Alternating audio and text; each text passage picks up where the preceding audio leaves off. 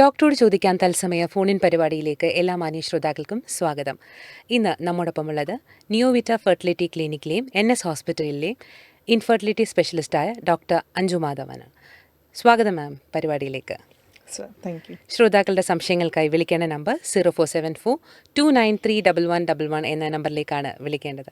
മാം, ഇപ്പം വന്ധ്യത എന്ന് പറയുന്നത് വളരെ കോമൺ ആയിട്ട് മാറിക്കൊണ്ടിരിക്കുകയാണ്. ഇപ്പം ഒരു കല്യാണം കഴിഞ്ഞ് കുറച്ച് നാൾ കഴിയുമ്പോഴത്തേക്ക് അവർ ട്രീറ്റ്മെൻറ്റ് എടുത്ത് തുടങ്ങുന്നത് കാണാം. അപ്പം എപ്പോഴായിരിക്കും നമ്മുടെ ആ ടോപ്പിക്കിലേക്ക് തന്നെ ആദ്യം തന്നെ വരിക, എപ്പോഴായിരിക്കും അവരൊരു ട്രീറ്റ്മെൻറ്റിലോട്ടൊക്കെ വരുന്നതും അല്ലേ ഈ ഒരു പ്രശ്നമൊക്കെ ആണ് എന്ന് എപ്പോഴായിരിക്കും അവർ തിരിച്ചറിയുന്നത്? തീർച്ചയായിട്ടും ശബ്ദം പറഞ്ഞ ആ ഒരു ആശങ്ക ശരി തന്നെയാണ്. ഈ ഇടയായിട്ട് വന്ധ്യതയുടെ ആ ഒരു ഇൻസിഡൻസ് എന്ന് പറയുന്നത് വളരെ കൂടി വരികയാണ്. അതിന് പല കാരണങ്ങളാണ് പറയുന്നത്. ഒന്ന്, ഇക്കാലത്ത് നമ്മുടെ ജീവിതശൈലിയിലുണ്ടാകുന്ന വ്യത്യാസങ്ങൾ, അതായത് വ്യായാമമില്ലായ്മ, പിന്നെ ഫാസ്റ്റ് ഫുഡ് ഒരുപാട് എടുക്കുന്നത്, അങ്ങനെ അതിൻ്റെ മൂലമായിട്ടുണ്ടാകുന്ന അമിതവണ്ണം, പിന്നെ അതുപോലെ തന്നെ പെൺകുട്ടികളിലാണെന്നുണ്ടെങ്കിലും അവരുടെ പഠിത്തം, കരിയർ അതൊക്കെ ഓറിയൻറ്റ് ചെയ്ത് പോകുമ്പോഴത്തേക്ക് വിവാഹം കഴിക്കുന്നത് ലേറ്റായിട്ടും വിവാഹം കഴിച്ചാലും പ്രഗ്നൻസി ലേറ്റായിട്ടും ഒക്കെ വരുന്നതും ഒക്കെ ഇതിനുള്ള കാരണങ്ങളായിട്ട് കാണുന്നുണ്ട്. അപ്പോൾ അങ്ങനെയുള്ള കപ്പിൾസ്, അതായത് ഒരുമിച്ച് താമസിച്ചിട്ട് കല്യാണം കഴിഞ്ഞിട്ട് ഒരു വർഷമെങ്കിലും ഒരുമിച്ച് താമസിച്ചിട്ട് പ്രഗ്നൻസി ആകാതെ വരുമ്പോഴാണ് അവർ സാധാരണയായി ഒരു ഡോക്ടറിനെ സമീപിക്കുന്നത്. പക്ഷെ അതിന് ചില അപവാദങ്ങളുണ്ട്. അതായത് ഇപ്പം ഓൾറെഡി നമുക്ക് എന്തെങ്കിലും അസുഖമുള്ളതെന്ന് അറിയുന്നവരാണെങ്കിൽ, അതായത് പീരീഡിനകത്ത് എന്തെങ്കിലും ഇറഗുലാരിറ്റി ഉള്ളവരാണെങ്കിലോ, അല്ലെങ്കിൽ നേരത്തെ ഓവറിയിൽ എന്തെങ്കിലും സർജറി ചെയ്തവരോ, അല്ലെങ്കിൽ പുരുഷന്മാരിലാകട്ടെ എന്തെങ്കിലും ടെസ്റ്റിസിന് എന്തെങ്കിലും ഇഞ്ചുറിയോ സർജറിയോ ഒക്കെ ഉള്ളവരാണെങ്കിലും, അതല്ല പെൺകുട്ടികളുടെ പ്രായം 35 വയസ്സിന് മുകളിലുള്ളവരാണെങ്കിലും ഒരു വർഷം വരെയൊന്നും താമസിക്കണം എന്നില്ല. അതിന് മുന്നേ തന്നെ ഒരു ഡോക്ടറിനെ കണ്ടിട്ട് ഒരു ഇവാലുവേഷൻ ബേസിക്കായിട്ട് ചെയ്യുന്നത് തന്നെ നന്നായിരിക്കും. ഓക്കെ. അപ്പം മാം ഇപ്പോൾ പറഞ്ഞ കാര്യത്തിലേക്ക് തന്നെ വീണ്ടും വരികയാണ്. പെൺകുട്ടികളുടെ പഠിത്തം, അവരുടെ ജോലി, ഇതെല്ലാം കഴിഞ്ഞിട്ടായിരിക്കും ഇപ്പോൾ പലപ്പോഴും കല്യാണത്തിലേക്ക് വരുന്നത്. അപ്പം ഏറ്റവും അനുയോജ്യമായൊരു പ്രായം ഏതായിരിക്കും പ്രഗ്നൻ്റ് ആകാനായിട്ട്? തീർച്ചയായിട്ടും ഏറ്റവും അനുയോജ്യമായ പ്രായം എന്ന് പറയുന്നത് ഒരു 25 വയസ്സ് തൊട്ട് ഒരു 30-35 വയസ്സ് വരെ തന്നെയാണ്. അതിനകത്ത് 2 കാരണങ്ങളുണ്ട്. ഒന്ന്, പ്രഗ്നൻ്റ് ആകാനായിട്ടുള്ള ഒരു ബുദ്ധിമുട്ടുകൾ കുറവായിരിക്കും ആ സമയത്ത്. അതായത് സ്ത്രീകളെ സംബന്ധിച്ചിട്ടാണെങ്കിൽ അവരുടെ ഓവറിയിൽ ഉണ്ടാകുന്ന അണ്ടങ്ങൾ, അതായത് എഗ്ഗിൻ്റെ നമ്പർ എന്ന് പറയുന്നത് കുറച്ച് ലിമിറ്റഡ് ആണ്. അത് പ്രായമനുസരിച്ച് അത് കുറഞ്ഞുകൊണ്ടേയിരിക്കും. അത് നമ്മളിൽ ജനിച്ചപ്പോൾ നമ്മൾ തന്നെ അങ്ങനെയാണ്, നമ്മുടെ ഓവറിയിൽ അങ്ങനെയാണ് നമ്മളെ ഒരു സൃഷ്ടിച്ചിരിക്കുന്നത് തന്നെ. അപ്പോൾ അവർക്ക് 30-35 വയസ്സ് വരെ ആ എഗ്ഗിൻ്റെ നമ്പർ ഒരു സ്റ്റേബിളായിട്ടിരിക്കും. അതിനുശേഷം അത് വളരെയധികം കുറഞ്ഞു വരുന്നതാണ് കാണുന്നത്. അതിനോടൊപ്പം തന്നെ മറ്റ് അസുഖങ്ങൾ, ഇപ്പോൾ BP ഉണ്ടാകാൻ, ഷുഗർ ഉണ്ടാകാൻ, അതിനൊക്കെയുള്ളൊരു സാധ്യതകൾ തന്നെ പ്രായം കൂടുമ്പോഴാണ് ഉള്ളത്. അപ്പം യങ്ങർ ഏജിൽ ഒരു 25-35 വയസ്സ് മാക്സിമം, അതിനുള്ളിൽ തന്നെ ഒരു പ്രഗ്നൻസിക്ക് ട്രൈ ചെയ്യുന്നതായിരിക്കും ഏറ്റവും നല്ലത്. മാം, അപ്പം പ്രഗ്നൻസിക്ക് പറ്റിയൊരു ഏജ് പറഞ്ഞു. അപ്പം ഈ വന്ധ്യത ചികിത്സ അത് ഏത് ഏജിലായിരിക്കും ഏത് ഏജ് വരെ ആയിരിക്കും ചെയ്യാൻ പറ്റുക? വന്ധ്യതാ ചികിത്സയെക്കുറിച്ച് പറയുമ്പോൾ അത് നമുക്ക് നമ്മളുടെ ഗവൺമെൻറ്റിൻ്റെ നിയമപ്രകാരമാണെങ്കിൽ പെൺകുട്ടികൾക്ക് 21 വയസ്സ് തൊട്ടും 50 വയസ്സ് വരെയും, പുരുഷന്മാരിലാണെങ്കിൽ 55 വയസ്സ് വരെ മാത്രമേ നമുക്ക് നിയമപരമായി ചെയ്യാൻ ഒരു അനുവാദമുള്ളൂ.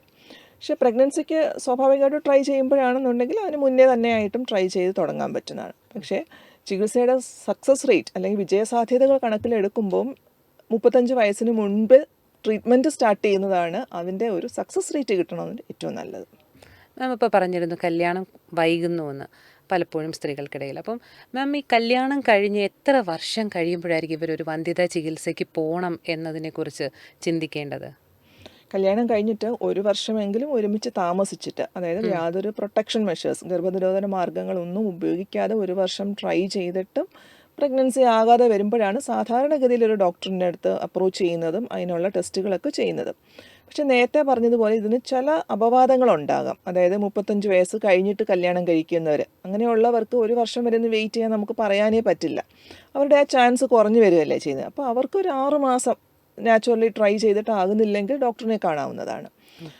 അതുപോലെ തന്നെ വേറെ എന്തെങ്കിലും അസുഖമുള്ളവരാണെങ്കിലോ, എന്തെങ്കിലും ക്യാൻസറിന് ട്രീറ്റ്മെൻറ്റ് എടുത്തവരൊക്കെ ആണെന്നുണ്ടെങ്കിലും ഒരു വർഷം വരെ വെയിറ്റ് ചെയ്യണമെന്നില്ല. അവർക്ക് ഇതിന് മുന്നേ തന്നെ ഡോക്ടറെ സമീപിച്ച് ആവശ്യമായ ടെസ്റ്റുകളൊക്കെ ചെയ്യാവുന്നതാണ്. ഓക്കെ. ശ്രോതാക്കൾ വിളിക്കേണ്ട നമ്പർ 0474293111 എന്ന നമ്പറിലേക്കാണ് വിളിക്കേണ്ടത്. മാം, അപ്പം ചികിത്സാ രീതികൾ എന്തെല്ലാമായിരിക്കും? ചികിത്സാ രീതികളെക്കുറിച്ച് അതിന് മുമ്പ് പറയുന്നതായിട്ട് നമ്മൾ എങ്ങനെയാണ് ഒരു പേഷ്യൻറ്റിനെ അപ്രോച്ച് ചെയ്യുന്നതെന്ന് നോക്കാം. പേഷ്യൻ്റ് പറഞ്ഞ ഒരു കപ്പിൾ, നമ്മുടെ അടുത്ത് വരുന്ന ദമ്പതികളെ നമ്മളെപ്പോഴും ഭാര്യയും ഭർത്താവിനും ഒരുമിച്ചായിരിക്കും കാണാനായിട്ട് ആഗ്രഹിക്കുന്നത്. കാരണം എന്നാൽ മാത്രമേ അവരുടെ രണ്ടുപേരോടും സംസാരിച്ചിട്ട് അവർക്കുള്ള പ്രശ്നങ്ങൾ നമുക്കൊന്ന് പഠിക്കാൻ പറ്റുള്ളൂ. നമ്മുടെ അപ്രോച്ച് എന്ന് പറഞ്ഞാൽ ആദ്യം ഇവരെ രണ്ടുപേരും ഒരുമിച്ചിരുത്തി സംസാരിക്കുക എന്നുള്ളതാണ്. ഒരു 10-15 മിനിറ്റ് അതിനെടുക്കും. സംസാരിച്ച് അവരുടെ ഒരു ബാക്ക്ഗ്രൗണ്ട് ചെക്ക് ചെയ്യുകയാണ് ചെയ്യുന്നത്. പ്രത്യേകിച്ചും അവർ ഒരു മാസത്തിൽ എത്ര തവണ ട്രൈ ചെയ്യുന്നുണ്ട്, ട്രൈ ചെയ്യുന്നത് അവരുടെ കറക്റ്റ് ദിവസങ്ങളിലാണോ. ചിലപ്പം രണ്ടുപേരും 2 സ്ഥലത്തായിരിക്കും, ജോലി സംബന്ധമായിട്ട് 2 സ്ഥലത്തായിരിക്കും. അപ്പോൾ അവരുടെ സ്ത്രീയുടെ ഓവുലേഷൻ്റെ സമയത്താണോ അവർ ട്രൈ ചെയ്യുന്നത്, ഇതൊക്കെ അറിയാനായിട്ട് അവരോടൊന്ന് സംസാരിച്ചാൽ മതിയായിരിക്കും. പിന്നെ അവരുടെ ഹിസ്റ്ററി എടുക്കുമ്പോൾ അവരുടെ സ്ത്രീയുടെ പീരിയഡ്സ് കറക്റ്റായിട്ടാണോ വരുന്നത്, മുന്നേ എന്തെങ്കിലും അസുഖങ്ങൾ ഉണ്ടായിട്ടുള്ളതാണോ, പ്രത്യേകിച്ചും തൈറോയിഡ്, ഷുഗർ, BP ഇങ്ങനെ എന്തെങ്കിലുമൊക്കെ ഉള്ളതാണോ എന്നൊക്കെ നമുക്ക് അറിയാൻ പറ്റും. പിന്നെ അവർ നേരത്തെ ടെസ്റ്റുകളൊക്കെ ചെയ്തിട്ടുണ്ടെങ്കിൽ അതുകൂടിയൊക്കെ ഒന്ന് നോക്കുക. എന്നിട്ട് അവരെ പരിശോധിച്ച ശേഷം അവർക്ക് നമുക്കൊരു ടെസ്റ്റ് പ്ലാൻ കൊടുക്കുകയാണ് ചെയ്യുന്നത്. അപ്പോൾ അതായത് 3 കാര്യങ്ങളാണ് നമ്മൾ ബേസിക്കലി അവർക്ക് ടെസ്റ്റ് ചെയ്യുന്നത്. ഒന്ന് സ്ത്രീയുടെ ഓവുലേഷൻ അറിയാനുള്ള ടെസ്റ്റുകളാണ്. ആ ടെസ്റ്റുകൾ കുറച്ച് ഹോർമോൺ ടെസ്റ്റുകൾ, കുറച്ച് ബ്ലഡ് ടെസ്റ്റുകൾ ഉണ്ടാവും. അതിനോടൊപ്പം തന്നെ സ്കാനുകളും ഉണ്ടാവും. സ്കാൻ ചെയ്തിട്ട് അവരുടെ ഓവുലേഷൻ കറക്റ്റാണോ, പിന്നെ യൂട്രസിനകത്ത് ഫൈബ്രോയിഡ് ഉണ്ടോ, ഓവറിൽ സിസ്റ്റുകളുണ്ടോ, ഇതൊക്കെ നമുക്ക് സ്കാനിങ്ങിലൂടെ അറിയാൻ പറ്റും. പിന്നെ സ്ത്രീയുടെ ഫലോപ്പിയൻ ട്യൂബ്സ് തുറന്നിരിക്കുകയാണോ എന്ന് അറിയണം. അങ്ങനെ മാത്രമേ നാച്ചുറലായിട്ട്, അതായത് സ്വാഭാവികമായിട്ടും ഗർഭം ധരിക്കാൻ സാധിക്കുകയുള്ളൂ. അപ്പോൾ അതിനെയാണ് നമ്മൾ ട്യൂബ് ടെസ്റ്റ് അല്ലെങ്കിൽ HSG എന്ന് പറയുന്നത്. പിന്നെ മൂന്നാമതായിട്ടുള്ള ബേസിക് ടെസ്റ്റാണ് പുരുഷൻ്റെ ബീജം ടെസ്റ്റ് അല്ലെങ്കിൽ സെമൻ അനാലിസിസ് എന്ന് പറയുന്നത്. അപ്പോൾ ആദ്യം നമ്മളൊരു കപ്പിളിനെ കണ്ട് അവരോട് കാര്യങ്ങളൊക്കെ സംസാരിച്ച് അവർക്ക് ഈ 3 തരം ടെസ്റ്റുകളും പറഞ്ഞ് അതിൻ്റെ റിസൾട്ടിൻ്റെ ബേസിസിലാണ് നമ്മളൊരു ട്രീറ്റ്മെൻറ്റ് തീരുമാനിക്കുന്നത്. ഓക്കെ. അപ്പം ഇത്രയും പ്രൊസീജിയേഴ്സ് ഉണ്ട് അപ്രോച്ച് ചെയ്ത് രണ്ടുപേരെയും നമ്മൾ ട്രീറ്റ്മെൻറ്റിന് മുൻപ് നന്നായിട്ട് അവരെന്തൊക്കെയാണെന്നുള്ളത് ഡയഗ്നൈസ് ചെയ്യും. ഡയഗ്നൈസ് ചെയ്തതിന് ശേഷം മാത്രമായിരിക്കും ട്രീറ്റ്മെൻറ്റിലോട്ട് വരുന്നതല്ലേ. അപ്പോൾ മാം, അപ്പോൾ ട്രീറ്റ്മെൻറ്റുകളിൽ എന്തൊക്കെ സ്റ്റെപ്സ് ആയിരിക്കും വരുന്നത്? ഓക്കെ. അപ്പോൾ ആദ്യമായിട്ട് പറഞ്ഞല്ലോ, നമ്മൾ ആദ്യം അവരെ കണ്ട് അവർ സംസാരിച്ച് അവർക്കൊരു കാരണം എന്തെങ്കിലും ഉണ്ടെങ്കിൽ അത് കണ്ടുപിടിക്കുക എന്നുള്ളതാണ് ഫസ്റ്റ് സ്റ്റെപ്പ്. അതായത് ഇപ്പം എല്ലാവർക്കും ഒരുപോലെ അല്ല ട്രീറ്റ്മെൻറ്റ് കൊടുക്കുന്നത്. ഒരാളുടെ നിന്ന് വ്യത്യസ്തമായിരിക്കും വേറൊരാൾക്ക് കൊടുക്കുന്ന ട്രീറ്റ്മെൻറ്റ്. അപ്പം അങ്ങനെ ടെസ്റ്റുകളിൽ എന്തെങ്കിലും പ്രത്യേകിച്ച് കണ്ടിട്ടുണ്ടെന്നുണ്ടെങ്കിൽ, അതായത് ചിലപ്പോൾ അവർക്ക് സ്ത്രീയുടെ ഓവുലേഷൻ കറക്റ്റായിട്ട് വരാത്തതായിരിക്കാം ഒരു പ്രശ്നം. അങ്ങനെയാണെങ്കിൽ അവർക്ക് ഓവുലേഷൻ കറക്റ്റ് ആകാനുള്ള മെഡിസിൻസ് കൊടുക്കുകയാണ് ചെയ്യുന്നത്. അതിനെ ഓവുലേഷൻ ഇൻഡക്ഷൻ എന്ന് പറയും. അത് മിക്കവർക്കും ഒരു 90% ആളുകൾക്കും ടാബ്ലറ്റ്സ് കൊണ്ട് തന്നെ ശരിയാകാവുന്നതാണ്. അപ്പോൾ ഓവുലേഷൻ മെഡിസിൻ കൊടുത്തിട്ട് നാച്ചുറലി ട്രൈ ചെയ്യുക. അത് ഒരു 3 തൊട്ട് 6 മാസം വരെ നമ്മൾ അങ്ങനെ തന്നെ ട്രൈ ചെയ്യാൻ പറയും. പ്രൊവൈഡഡ് അവർക്ക് ബാക്കിയുള്ള ഫാക്ടേഴ്സ് എല്ലാം, അതായത് ഇപ്പം പുരുഷൻ്റെ ബീജം ടെസ്റ്റ് ചെയ്തതിൽ നോർമലാണ്, ട്യൂബ് ഓപ്പൺ ആയിട്ടിരിക്കുകയാണ്, അങ്ങനെയാണെങ്കിൽ അവർക്ക് ഓവുലേഷനുള്ള മെഡിസിൻ മാത്രം കൊടുത്തിട്ട് ഒരു 3 to 6 months ട്രൈ ചെയ്യാൻ പറയുക. അതിന് പോസിറ്റീവ് ആകുന്നില്ലെങ്കിലാണ് നമ്മൾ അടുത്ത സ്റ്റെപ്പിലേക്ക് കടക്കുന്നത്. അതാണ് IUI അല്ലെങ്കിൽ ഇൻട്രായുട്രൈൻ ഇൻസെമിനേഷൻ എന്ന് പറയുന്നത്. അതും ഒരു 3 മാസമെങ്കിലും കൊടുത്തിട്ട് പോസിറ്റീവ് ആകാതെ വരുമ്പോഴാണ് നമ്മൾ അവസാന സ്റ്റെപ്പായ IVF-ലേക്ക് കടക്കുന്നത്. അല്ലാതെ ഡയറക്റ്റ്ലി തന്നെ ഇപ്പം IUI-യിലേക്കോ അല്ലെങ്കിൽ IVF-ലേക്കോ കടക്കാനായിട്ടുള്ള ചില സാഹചര്യങ്ങളുണ്ട്. അതിനെക്കുറിച്ച് നമുക്ക് വഴിയെ തന്നെ സംസാരിക്കാം. ഓക്കെ. അപ്പം ആദ്യം മാം പറഞ്ഞ ഈ ഡയഗ്നോസ് ചെയ്തു, അതിനുശേഷം പിന്നെ ട്രീറ്റ്മെൻറ്റ് ഏതാണെന്നനുസരിച്ച്, അപ്പം നമ്മുടെയൊക്കെ ഒരു ധാരണ എന്ന് പറയുമ്പോൾ ഫെർട്ടിലിറ്റി ക്ലിനിക്ക് പോയി ആദ്യം തന്നെ IVF ആണ് പ്രിഫർ ചെയ്യുന്നതെന്നാണ് പലപ്പോഴും എല്ലാവരും ധരിക്കുന്നത്. അങ്ങനെയല്ല, അത് ഓരോ സ്റ്റെപ്പും വഴിയാണല്ലേ മാം. മാം, നമുക്ക് പലപ്പോഴും പറയുന്ന ഒരു കാര്യം എന്ന് പറഞ്ഞാൽ പലയിടത്ത് പോയി ട്രീറ്റ്മെൻറ്റ് ചെയ്തു പക്ഷേ സക്സസ് ആയില്ല എന്ന് പല ദമ്പതികളും പറയുന്നുണ്ട്. അതിനെക്കുറിച്ച് എന്താ പറയാനുള്ളത്? ഇതൊരു പ്രോപ്പറായിട്ട് ഇവാലുവേറ്റ് ചെയ്തിട്ട് ചെയ്യാത്തത് കൊണ്ടായിരിക്കാം അങ്ങനെ ഒരു ബുദ്ധിമുട്ട് പറയുന്നത് പലരും. ഇപ്പം നമ്മുടെ അടുത്ത് വരുമ്പോൾ നമുക്കറിയാം, ആദ്യമേ തന്നെ നമ്മൾ ഒരു വലിയ ട്രീറ്റ്മെൻറ്റിലേക്ക് കയറുക എന്നുള്ളതല്ല. അവരുടെ കാര്യങ്ങൾ അറിഞ്ഞിട്ട് എന്താണ് പ്രശ്നങ്ങളെന്ന് പഠിച്ചിട്ട് പോവുക. അപ്പം അതിന് തീർച്ചയായിട്ടും ഒരു സമയം എടുക്കും. ഈ ടെസ്റ്റുകളൊക്കെ ചെയ്യാൻ തന്നെ ഏകദേശം ഒരു മാസം എടുക്കും. അതായത് പീരിയഡ്സിൻ്റെ സെക്കൻഡ് ഡേയോട് കൂടി ഈ ബ്ലഡ് ടെസ്റ്റുകൾ തുടങ്ങി, സ്കാനിങ് തുടങ്ങി, അവരുടെ സ്കാനിങ് ഫോളോ അപ്പ് ചെയ്ത് അവർക്ക് ഓവുലേഷൻ നടക്കുന്നുണ്ടോ എന്ന് മനസ്സിലാക്കി, പിന്നെ ട്യൂബ് ടെസ്റ്റിന് ഒരു ദിവസം കൊടുത്ത്, ബീജം ടെസ്റ്റ് ചെയ്യാൻ ഒരു ദിവസം കൊടുത്ത്, അങ്ങനെ ഒരു മാസം അവരെ കൃത്യമായിട്ടും പഠിക്കും. പിന്നെ ഈ നാച്ചുറലായിട്ട് നോക്കാനായിട്ടും ഈ ടെസ്റ്റുകളൊക്കെ നോർമലാണെങ്കിൽ അവർക്ക് നാച്ചുറലായിട്ട് നോക്കാനായിട്ടുള്ളൊരു അവസരം തീർച്ചയായിട്ടും കൊടുക്കുമല്ലോ. അപ്പം അതിനൊരു 3-4 മാസം ചിലപ്പോൾ എടുത്തുണ്ടാവും. പിന്നെ അതിൻ്റെ ഇടയ്ക്ക് ചിലപ്പോൾ ബ്രേക്ക് ഉണ്ടാവും. അവർക്കും വ്യക്തിപരമായ കാരണങ്ങൾ കാരണം ട്രീറ്റ്മെൻറ്റ് വരാൻ പാടില്ല. അങ്ങനെ ഒരു ബ്രേക്ക് ഉണ്ടെങ്കിലും ചിലപ്പം സമയം അധികം പോവും. അപ്പോൾ നമ്മൾ ആ സമയത്ത് ഒരു റിസൾട്ട് കിട്ടിയില്ല എന്നുണ്ടെങ്കിൽ ഉടനെ അടുത്ത സെൻറ്ററിലേക്ക്, അടുത്ത ഡോക്ടറിനെ കാണാൻ പോകുന്നതിനേക്കാൾ ഉപരിയായിട്ട് കണ്ടുകൊണ്ടിരിക്കുന്ന ഡോക്ടറിൽ തന്നെ നമ്മൾ വിശ്വസിച്ചിട്ട് നോക്കും. എന്നാലേ അവർക്ക് പതിയെ അടുത്ത സ്റ്റെപ്പിലേക്ക് നടക്കാൻ പറ്റുള്ളൂ. അതല്ലെങ്കിൽ പുതിയൊരു ഡോക്ടറിനെ കാണുകയാണെങ്കിൽ ഇവർ അതേപോലെ തന്നെ ഫസ്റ്റ് തൊട്ട് ആദ്യം തൊട്ടേ ഇവാലുവേറ്റ് ചെയ്ത് തുടങ്ങും. അതാണ് ഒരു വലിയ പ്രശ്നം എന്ന് പറയുന്നത്. അപ്പം വീണ്ടും അതിനുള്ള ചിലവുകളും കൂടും. മാം അപ്പം ഒരു ട്രീറ്റ്മെൻറ്റ് ഏകദേശം ഒന്ന് കണ്ടിന്യൂ ഒരു വർഷമല്ലേ കണ്ടിന്യൂ ചെയ്ത് വരേണ്ട വരുമല്ലേ മാം, ഒരു പേഷ്യൻറ്റിനെ സ്റ്റഡി ചെയ്ത് വരാനായിട്ട് ഒരു കപ്പിളിനെ? ഒരു വർഷമല്ല, ഒരു മാസം മതി നമുക്ക് ട്രീറ്റ്മെന്റിന്റെ ഒരു ഇവാലുവേഷന് വേണ്ടിയിട്ട്. അതിനുശേഷമാണ് നമ്മൾ ഒരു ട്രീറ്റ്മെന്റ് പ്ലാനിലേക്ക് തുടങ്ങുന്നത്. ഓക്കെ. അപ്പം ആ ഒരു കണ്ടിന്യൂസ് ആയിട്ട് ട്രീറ്റ്മെൻറ്റ് എടുക്കേണ്ടി വരുന്നു. അപ്പോൾ ഏത് ഡോക്ടറാണെങ്കിലും അവരെ വിശ്വസിച്ച് അവിടെ തന്നെ ട്രീറ്റ്മെൻറ്റ് കണ്ടിന്യൂ ചെയ്യുക അല്ലേ മാം? പലപ്പോഴും ഈ IVF എന്ന് കേൾക്കുമ്പോൾ എല്ലാവരും അയ്യോ എന്തോ ഒരു പേടിയാണ് IVF എന്ന്. മാം അത് എന്താണെന്ന് നമ്മുടെ ശ്രോതാക്കൾക്ക് വേണ്ടി ഒന്ന് വ്യക്തമാക്കുമോ? തീർച്ചയായിട്ടും. IVF എന്ന് പറഞ്ഞാൽ ഇൻവിട്രോ ഫെർട്ടിലൈസേഷൻ എന്നാണ് അതിൻ്റെ ഒരു ഫുൾ ഫോം എന്ന് പറയുന്നത്. അപ്പം നാച്ചുറലായിട്ട് സ്വാഭാവികമായിട്ടും നമുക്ക് ഗർഭം ധരിക്കണമെങ്കിൽ സ്ത്രീയുടെ ഒരു എഗ്ഗ് പുറത്ത് വരിക, അതിനെയാണ് ഓവുലേഷൻ എന്ന് പറയുന്നത്. നമ്മുടെ ഓവറിയിൽ നിന്ന് റിലീസ് ചെയ്യുന്ന പ്രോസസ്സിനാണ് ഓവുലേഷൻ. അങ്ങനെ പുറത്ത് വരുമ്പോൾ അത് നമ്മളുടെ യൂട്രസിൻ്റെ സൈഡിലുള്ള ഫെലോപ്പിയൻ ട്യൂബ് പിടിച്ചെടുക്കുകയാണ് ചെയ്യുന്നത്. ആ സമയത്ത് നല്ല ബീജം, പുരുഷൻ്റെ ബീജം യൂട്രസിലുണ്ടെങ്കിൽ അത് ഓടിച്ചെന്നിട്ട് ഈ എഗ്ഗുമായിട്ട് ചേർന്ന് ഫെർട്ടിലൈസേഷൻ നടക്കുക. അതാണ് യൂട്രസിൽ വന്നിരുന്ന് പറ്റിപ്പിടിച്ച് ഗർഭമായിട്ട് വരുന്നത്. അപ്പം ഈ ഏറ്റവും ബേസിക് ആയിട്ടുള്ള പ്രോസസ്സാണ് അതിനകത്ത് ഫെർട്ടിലൈസേഷൻ, എഗ്ഗും സ്പേമും തമ്മിൽ യോജിക്കുന്നത്, ബീജസങ്കലനം എന്ന് പറയുന്നത്. അത് നമ്മൾ പുറത്ത്, ശരീരത്തിന് പുറത്ത് ചെയ്യുക, അല്ലെങ്കിൽ ഒരു IVF ലാബിൽ ചെയ്യുക, അതിനെയാണ് IVF അല്ലെങ്കിൽ ഇൻവിട്രോ ഫെർട്ടിലൈസേഷൻ എന്ന് പറയുന്നത്. അപ്പം അങ്ങനെ ചെയ്യാൻ വേണ്ടിയിട്ട്, പുറത്ത് ബീജസങ്കലനം നടക്കാൻ വേണ്ടിയിട്ട് നമ്മൾ സ്ത്രീയുടെ എഗ്ഗ് പുറത്തെടുക്കുക, അതാണ് IVFൽ ചെയ്യുന്നത്. എന്നിട്ട് ലാബിൽ വെച്ചിട്ട് അത് ബീജവുമായിട്ട് യോജിപ്പിച്ച് ചേർക്കാം. ഓക്കെ. ശ്രോതാക്കൾ വിളിക്കുന്ന നമ്പർ ഒരിക്കൽ കൂടി 0474293111 എന്ന നമ്പറിലേക്കാണ് വിളിക്കേണ്ടത്. മാം അപ്പം ഈ ആളുകൾക്കിടയിൽ ഒരു ഭയമുണ്ടല്ലോ, അപ്പം ആ ഒരു ഭയത്തിൻ്റെ ആവശ്യകതയുണ്ടോ ഇതിൽ? അതിലേക്ക് വരുന്നതിന് മുമ്പ് നമുക്കൊരു ബ്രേക്കിൻ്റെ സമയമാണ്. ബ്രേക്കിലും പോയതിനു ശേഷം തിരിച്ചെത്താം. ഡോക്ടറോട് ചോദിക്കാൻ തത്സമയ പരിപാടിയിലേക്ക് വീണ്ടും സ്വാഗതം. ഇന്നത്തെ നമ്മുടെ വിഷയം എന്ന് പറയുന്നത് വന്ധ്യതാ ചികിത്സ എങ്ങനെ എപ്പോൾ. അപ്പോൾ ഈ വിഷയത്തെക്കുറിച്ച് നമ്മോട് സംസാരിക്കുന്നത് കൊല്ലം ന്യൂ വിറ്റ ഫെർട്ടിലിറ്റി ക്ലിനിക്കിലെയും NS ഹോസ്പിറ്റലിലെയും ഇൻഫെർട്ടിലിറ്റി സ്പെഷ്യലിസ്റ്റായ ഡോക്ടർ അഞ്ജു മാധവനാണ്. മാം, നമ്മൾ നേരത്തെ ചോദിച്ചിരുന്നു IVF എന്ന് പറയുമ്പോൾ പലപ്പോഴും എല്ലാവർക്കും ഒരു ഭയമുണ്ടെന്ന് പറഞ്ഞു. അങ്ങനെ ഒരു ഭയത്തിൻ്റെ ആവശ്യകത ഉണ്ടോ? IVF എന്ന് പറയുന്നത് ഇപ്പം അത്ര ഒരു അപൂർവമായിട്ടൊരു ചികിത്സയൊന്നും അല്ല. ഇപ്പം എല്ലാവർക്കും ഒരുവിധ അവബോധമായിട്ടുണ്ട്. അതായത് എന്തൊക്കെ കാരണങ്ങൾ കൊണ്ടാണ് നമ്മൾ IVF ചെയ്യേണ്ടി വരുന്നത്. IVF ഒരുവിധം എല്ലായിടത്തും സർവത്ര ആയിക്കൊണ്ടിരിക്കുന്ന ഒരു ട്രീറ്റ്മെൻറ്റ് പ്രൊസീജിയറാണ്. അപ്പം അതിനകത്ത് നമ്മൾ ചെയ്യുന്നതെന്ന് വെച്ചാൽ പീരിയഡ്സിൻ്റെ 2nd ഡേ തൊട്ട് അല്ലെങ്കിൽ 3rd ഡേ തൊട്ട് നമ്മൾ ഇഞ്ചക്ഷൻസ് അത് സ്റ്റാർട്ട് ചെയ്യുന്നത്. ആ ഇഞ്ചക്ഷൻസ് തുടങ്ങുന്നത് അല്ലെങ്കിൽ ഇഞ്ചക്ഷൻസ് തരുന്നത് സ്ത്രീയിലുള്ള എഗ്ഗ്, അണ്ടങ്ങൾ മാക്സിമം ഉണ്ടാകുക എന്നുള്ളതാണ്. അതായത് നമുക്കിപ്പോൾ ഒരു 10 ഫോളിക്കിളാണ് ഉള്ളത് എന്നുണ്ടെങ്കിൽ ആ 10 ഫോളിക്കിളിനെ വളർത്തിക്കൊണ്ട് വരിക എന്നുള്ളതാണ്. ഈ ഫോളിക്കിളിൻ്റെ അകത്താണ് നമുക്ക് എഗ്ഗ് കിട്ടുക. എന്നിട്ട് 3-4 ദിവസം നമ്മൾ സ്കാൻ ചെയ്ത് നോക്കും, ആ എഗ്ഗ് വളരുന്നുണ്ടോ എന്ന് നോക്കും. ആ എഗ്ഗിൻ്റെ ഒരു വളർച്ച എത്തിക്കഴിഞ്ഞാൽ അത് പുറത്തേക്ക് എടുക്കുക, അതായത് എഗ്ഗ് പിക്കപ്പ് എന്ന പ്രൊസീജിയർ ചെയ്യും. എഗ്ഗ് പിക്കപ്പ് ഒരു വലിയ അനസ്തീഷ്യയിലോ അങ്ങനെ ഒരു ഓപ്പറേഷനായിട്ടോ ഒന്നും ചെയ്യുന്നില്ല. ഒരു സിമ്പിളായിട്ടുള്ള സ്കാനിങ് വഴിയായിട്ട് ചെറുതായിട്ട് മയക്കം നൽകി ചെയ്യുന്ന ഒരു പ്രൊസീജിയറാണ്.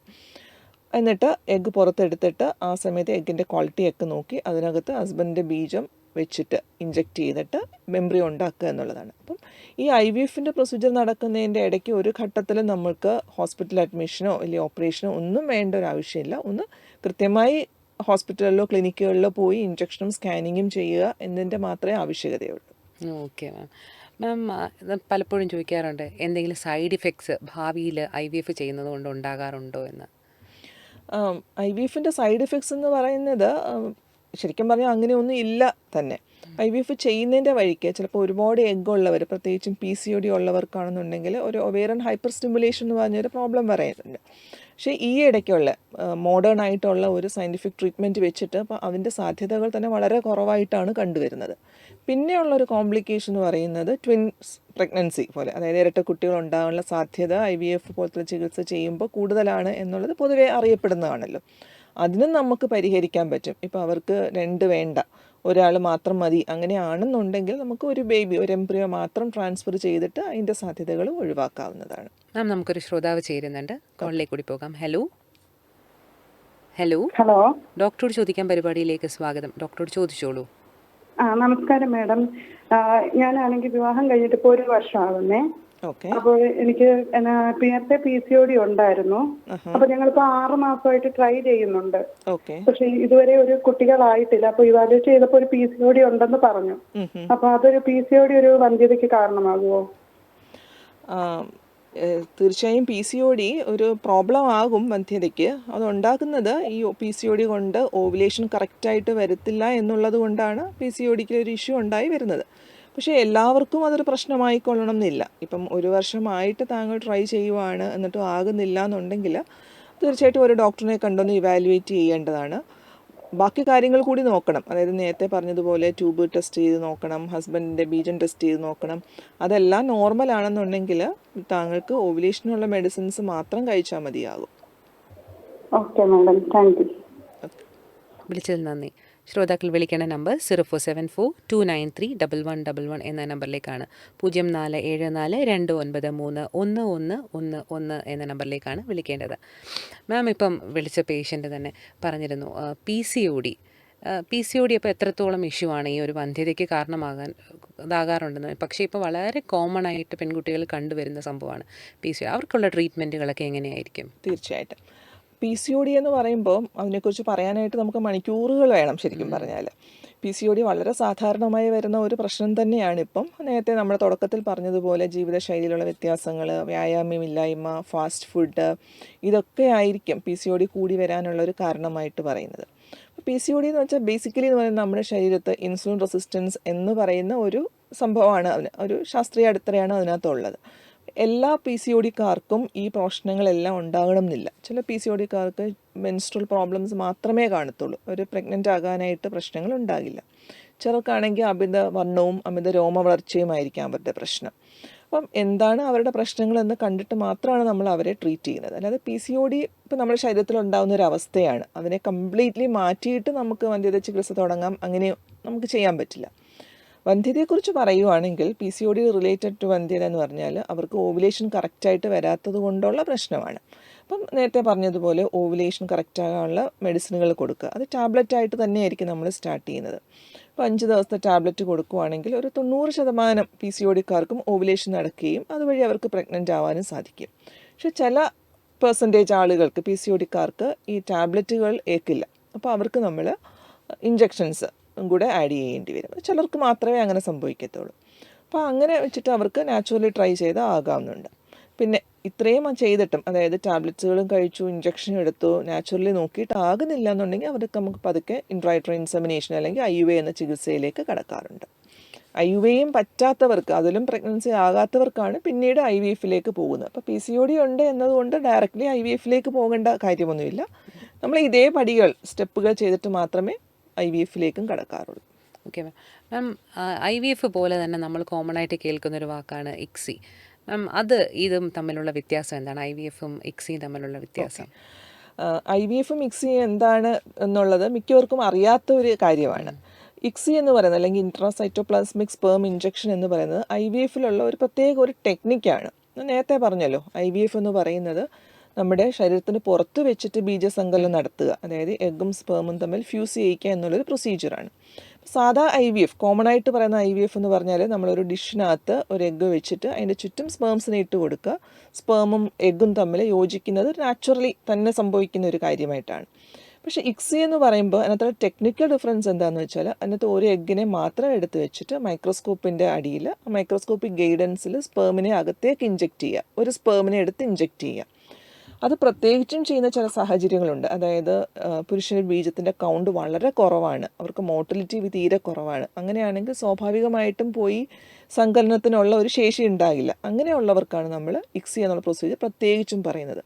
പിന്നെ ഇപ്പം ഏജ് കൂടിയ സ്ത്രീകൾക്കാണെന്നുണ്ടെങ്കിലും തനിയെ എഗ്ഗിനും ഒരു ക്വാളിറ്റി ഉണ്ടാകത്തില്ല, തനിയെ ഫ്യൂസ് ചെയ്യാനുള്ള. അങ്ങനെയുള്ളവർക്ക് നമ്മളിങ്ങനെ ICSI വഴിയായിട്ട് ഇഞ്ചക്റ്റ് ചെയ്ത് എംബ്രിയോ ഉണ്ടാക്കി കൊടുക്കാറുണ്ട്. അപ്പം ICSI എന്ന് പറയുന്നത് ഒരു പ്രത്യേകിച്ച് ഒരു ടെക്നിക്കൽ ടേമാണ് IVF എന്ന ചികിത്സയിലുള്ളത്. Okay ma'am. അപ്പം ICSI വഴിയായാലും നമുക്കറിയാം എംബ്രിയോ ആയതിനു ശേഷം ഡെപ്പോസിറ്റ് ചെയ്യുകയാണ് ചെയ്യുന്നത്. അപ്പോൾ എത്ര നാളെടുക്കുമായിരിക്കും ഇതിൻ്റെ ഇടയ്ക്ക്? സാധാരണ നമ്മൾ IVF ചെയ്യുന്ന ദിവസം, അതായത് ഈ ഫെർട്ടിലൈസേഷൻ ചെയ്യുന്ന ദിവസം ഇപ്പം 10 എഗ്ഗ് കിട്ടി എന്നുണ്ടെങ്കിൽ നമ്മൾ 10 എഗ്ഗിനെ അതിൻ്റെ ക്വാളിറ്റി നോക്കിയിട്ട് മെച്ചുറായിട്ടുള്ള എഗ്ഗിനെയാണ് നമ്മൾ IVF അല്ലെങ്കിൽ ICSI ചെയ്തിട്ട് എംബ്രിയോ ഉണ്ടാക്കാൻ ശ്രമിക്കുന്നത്. അപ്പോൾ അതിൻ്റെ പിറ്റേ ദിവസമാണ് നമുക്ക് അറിയുന്നത് അതിനകത്ത് എത്ര എണ്ണം സക്സസ്ഫുൾ ആയിട്ട് ബീജസങ്കലനം നടന്നിട്ടുള്ളത്. അപ്പോൾ 10 എണ്ണം ഉണ്ടെങ്കിൽ എല്ലാം ഉണ്ടാകണം എന്നില്ല, എംബ്രിയോ ആകണം എന്നില്ല. ചിലപ്പോൾ 8 ആയിരിക്കാം, ചില കേസിന് 10 ഫെർട്ടിലൈസ്ഡ് ആവും. അങ്ങനെയുള്ള എംബ്രിയോസിനെ നമ്മൾ ഒരു 3 തൊട്ട് ഒരു 5 ദിവസം വരെ നമ്മുടെ ലാബിൽ IVF ലാബിൽ വളർത്തുകയാണ് ചെയ്യുന്നത്.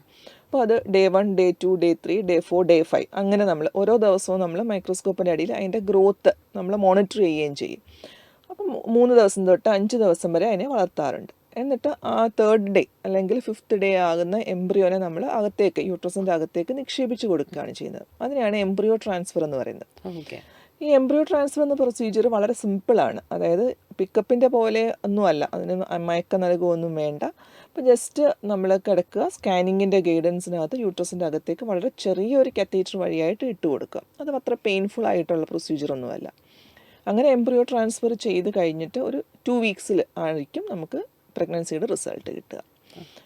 അത് നമ്മൾ 2 തരത്തിൽ ചെയ്യാറുണ്ട്. അതായത് എംബ്രിയോ ട്രാൻസ്ഫർ ചെയ്യുമ്പോൾ ഒന്നെങ്കിൽ ഫ്രഷ് ട്രാൻസ്ഫർ എന്ന് പറയും, അതല്ലെങ്കിൽ ഫ്രോസൺ ട്രാൻസ്ഫർ എന്ന് പറയും. അതായത് നമ്മൾ എഗ്ഗ് പിക്കപ്പ് ചെയ്ത് എഗ്ഗ് പുറത്തെടുത്ത് ഫെർട്ടിലൈസ് ചെയ്ത് അതേ സൈക്കിളിൽ തന്നെ 3 ദിവസത്തിന് ശേഷം അല്ലെങ്കിൽ 5 ദിവസത്തിന് ശേഷം എംബ്രിയോ ട്രാൻസ്ഫർ ചെയ്യുന്നതിന് നമ്മൾ ഫ്രഷ് ട്രാൻസ്ഫർ എന്ന് പറയും. അല്ലാതെ ചില സാഹചര്യങ്ങളുണ്ട് നമ്മൾക്ക് അങ്ങനെ ഫ്രഷ് ആയിട്ട് ചെയ്യാൻ പറ്റാത്തത്. അങ്ങനെയുള്ളവരെ നമ്മൾ എംബ്രിയോ ഫ്രീസ് ചെയ്ത് വെക്കാറുണ്ട് ലാബിൽ. പിന്നീടൊരു അവസരത്തിൽ അവർക്ക് ഇട്ട് കൊടുക്കും. അതിനെയാണ് ഫ്രോസൺ എംബ്രിയോ ട്രാൻസ്ഫർ എന്ന് പറയുന്നത്. ഓക്കെ. അപ്പോൾ വിദേശത്ത് ആണെങ്കിൽ പോലും, ഭർത്താക്കന്മാർ വിദേശത്താണെങ്കിൽ പോലും ഇവിടെ ട്രീറ്റ്മെൻറ്റ് നടക്കുമല്ലേ മാം കറക്റ്റായിട്ട്? അപ്പോൾ നമുക്ക് സ്പേം കൊടുക്കാനായിട്ട് ഹസ്ബൻഡിൻ്റെ ആവശ്യമുണ്ട്. അപ്പം ഹസ്ബൻഡ് ഇല്ലാന്നുണ്ടെങ്കിൽ അല്ലെങ്കിൽ ഹസ്ബൻഡ് ഉള്ള സമയത്ത് വന്ന് സ്പേം ഫ്രീസ് ചെയ്ത് വെച്ചിട്ട് പോകാം. ഓക്കെ. അങ്ങനെ ഫ്രീസ് ചെയ്ത് വെച്ചിട്ട് എംബ്രിയോ ആക്കിയിട്ട് പിന്നീട് അത് ഇട്ട് കൊടുക്കും. ഓക്കെ. അങ്ങനെ ഓക്കെ. ചെയ്യാൻ ഓക്കെ. പറ്റും. ഓക്കെ. അപ്പം വളരെ കോമൺ ആയിട്ട് മാറിക്കൊണ്ടിരിക്കുകയല്ലേ മാം ഈ ട്രീറ്റ്മെൻറ്റ്. അപ്പം എല്ലാവർക്കും ഒരു സംശയം ഉണ്ടാകും, ഇതിൻ്റെ ഒരു സക്സസ് റേറ്റ് എത്രത്തോളം എന്ന് പറയുന്നത്. അപ്പം ഇത് എത്ര തവണ ചെയ്യേണ്ടി വരും, അല്ലെങ്കിൽ ഒരു തവണയൊക്കെ ചെയ്യുന്നത് കൊണ്ട് സക്സസ് ആകുമോ? സക്സസ് റേറ്റ് എന്ന് പറയുമ്പോൾ അത് ശരിക്കും പറഞ്ഞാൽ ഒരുപാട് ഘടകങ്ങളെ ആശ്രയിച്ചിട്ടാണ് ഇരിക്കുന്നത്. അതിനകത്തുള്ള മെയിൻ ഫാക്ടർ എന്ന് പറയുന്നത് സ്ത്രീയുടെ ഏജ് തന്നെയാണ്. നേരത്തെ നമ്മൾ പറഞ്ഞല്ലോ, 35 വയസ്സിന് താഴെയാണ് ഒരു സ്ത്രീക്ക് പ്രഗ്നൻ്റ് ആകാൻ പറ്റിയ ഏറ്റവും നല്ല പ്രായം. അതേ പ്രായം തന്നെയാണ് ഒരു ട്രീറ്റ്മെൻറ്റ് ചെയ്യാനും ഉള്ള ഏറ്റവും നല്ലത്. എന്താണെന്ന് വെച്ചാൽ ആ സമയത്താണ് സ്ത്രീയുടെ എഗ്ഗുകളുടെ ആരോഗ്യം എന്നിട്ട് ഏറ്റവും കൂടുതലായിട്ട് നിൽക്കുന്നത്. അതിനുശേഷം എഗ്ഗ് പതുക്കെ പതുക്കെ അതിൻ്റെ ഹെൽത്ത് കുറഞ്ഞുകൊണ്ടേയിരിക്കും. അപ്പോൾ സക്സസ് റേറ്റ് ഏറ്റവും കൂടുതൽ 35 ഇയേഴ്സിന് താഴെയാണ്. അപ്പോൾ സക്സസ് റേറ്റിൻ്റെ ഏറ്റവും വലിയ ഘടകം ഏജ് തന്നെയാണ്. അപ്പോൾ സക്സസ് റേറ്റ് എത്രയാണെന്ന് പറയുവാണെങ്കിൽ, നാച്ചുറലായിട്ട് നമ്മൾ ട്രൈ ചെയ്യുമ്പോൾ ഇപ്പോൾ ഒരു 10 കപ്പിൾ ട്രൈ ചെയ്യുവാണെങ്കിൽ അതിൽ ഒരാൾക്ക് മാത്രമേ ഒരു മാസം പോസിറ്റീവ് ആവുന്നുള്ളൂ. അതായത് മനുഷ്യൻ്റെ അത്രയേ ഉള്ളൂ പ്രഗ്നൻസി ആകാനായിട്ടുള്ള ഒരു റേറ്റ് എന്ന് പറയുന്നത്. 10% എന്ന് പറയും നമ്മൾ ഒരു മാസത്തിൽ.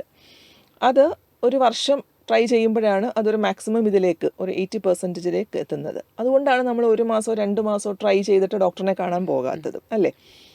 IUI പോലത്തുള്ള ചികിത്സകൾ ചെയ്യുവാണെന്നുണ്ടെങ്കിൽ ഇതിൻ്റെ സക്സസ് റേറ്റ് എന്ന് പറഞ്ഞാൽ ഒരു 15% ഒരു സൈക്കിളിൽ പറയുന്നത്. മാം നമ്മൾ ഇക്സിയും പറഞ്ഞു, അതുപോലെ തന്നെ IVFും പറഞ്ഞു. മാം ഈ IUI എന്താന്ന് കൂടി നമ്മുടെ ശ്രോതാക്കൾക്ക് തീർച്ചയായിട്ടും ഞാൻ പറഞ്ഞല്ലോ, ഓവുലേഷനുള്ള മെഡിസിൻ കൊടുക്കുന്നതും IVFിൻ്റെയും ഇടയ്ക്കുള്ള ഒരു പടിയാണ് IUI അല്ലെങ്കിൽ ഇൻട്രായൂട്രൈൻ ഇൻസെമിനേഷൻ എന്ന് പറയുന്നത്.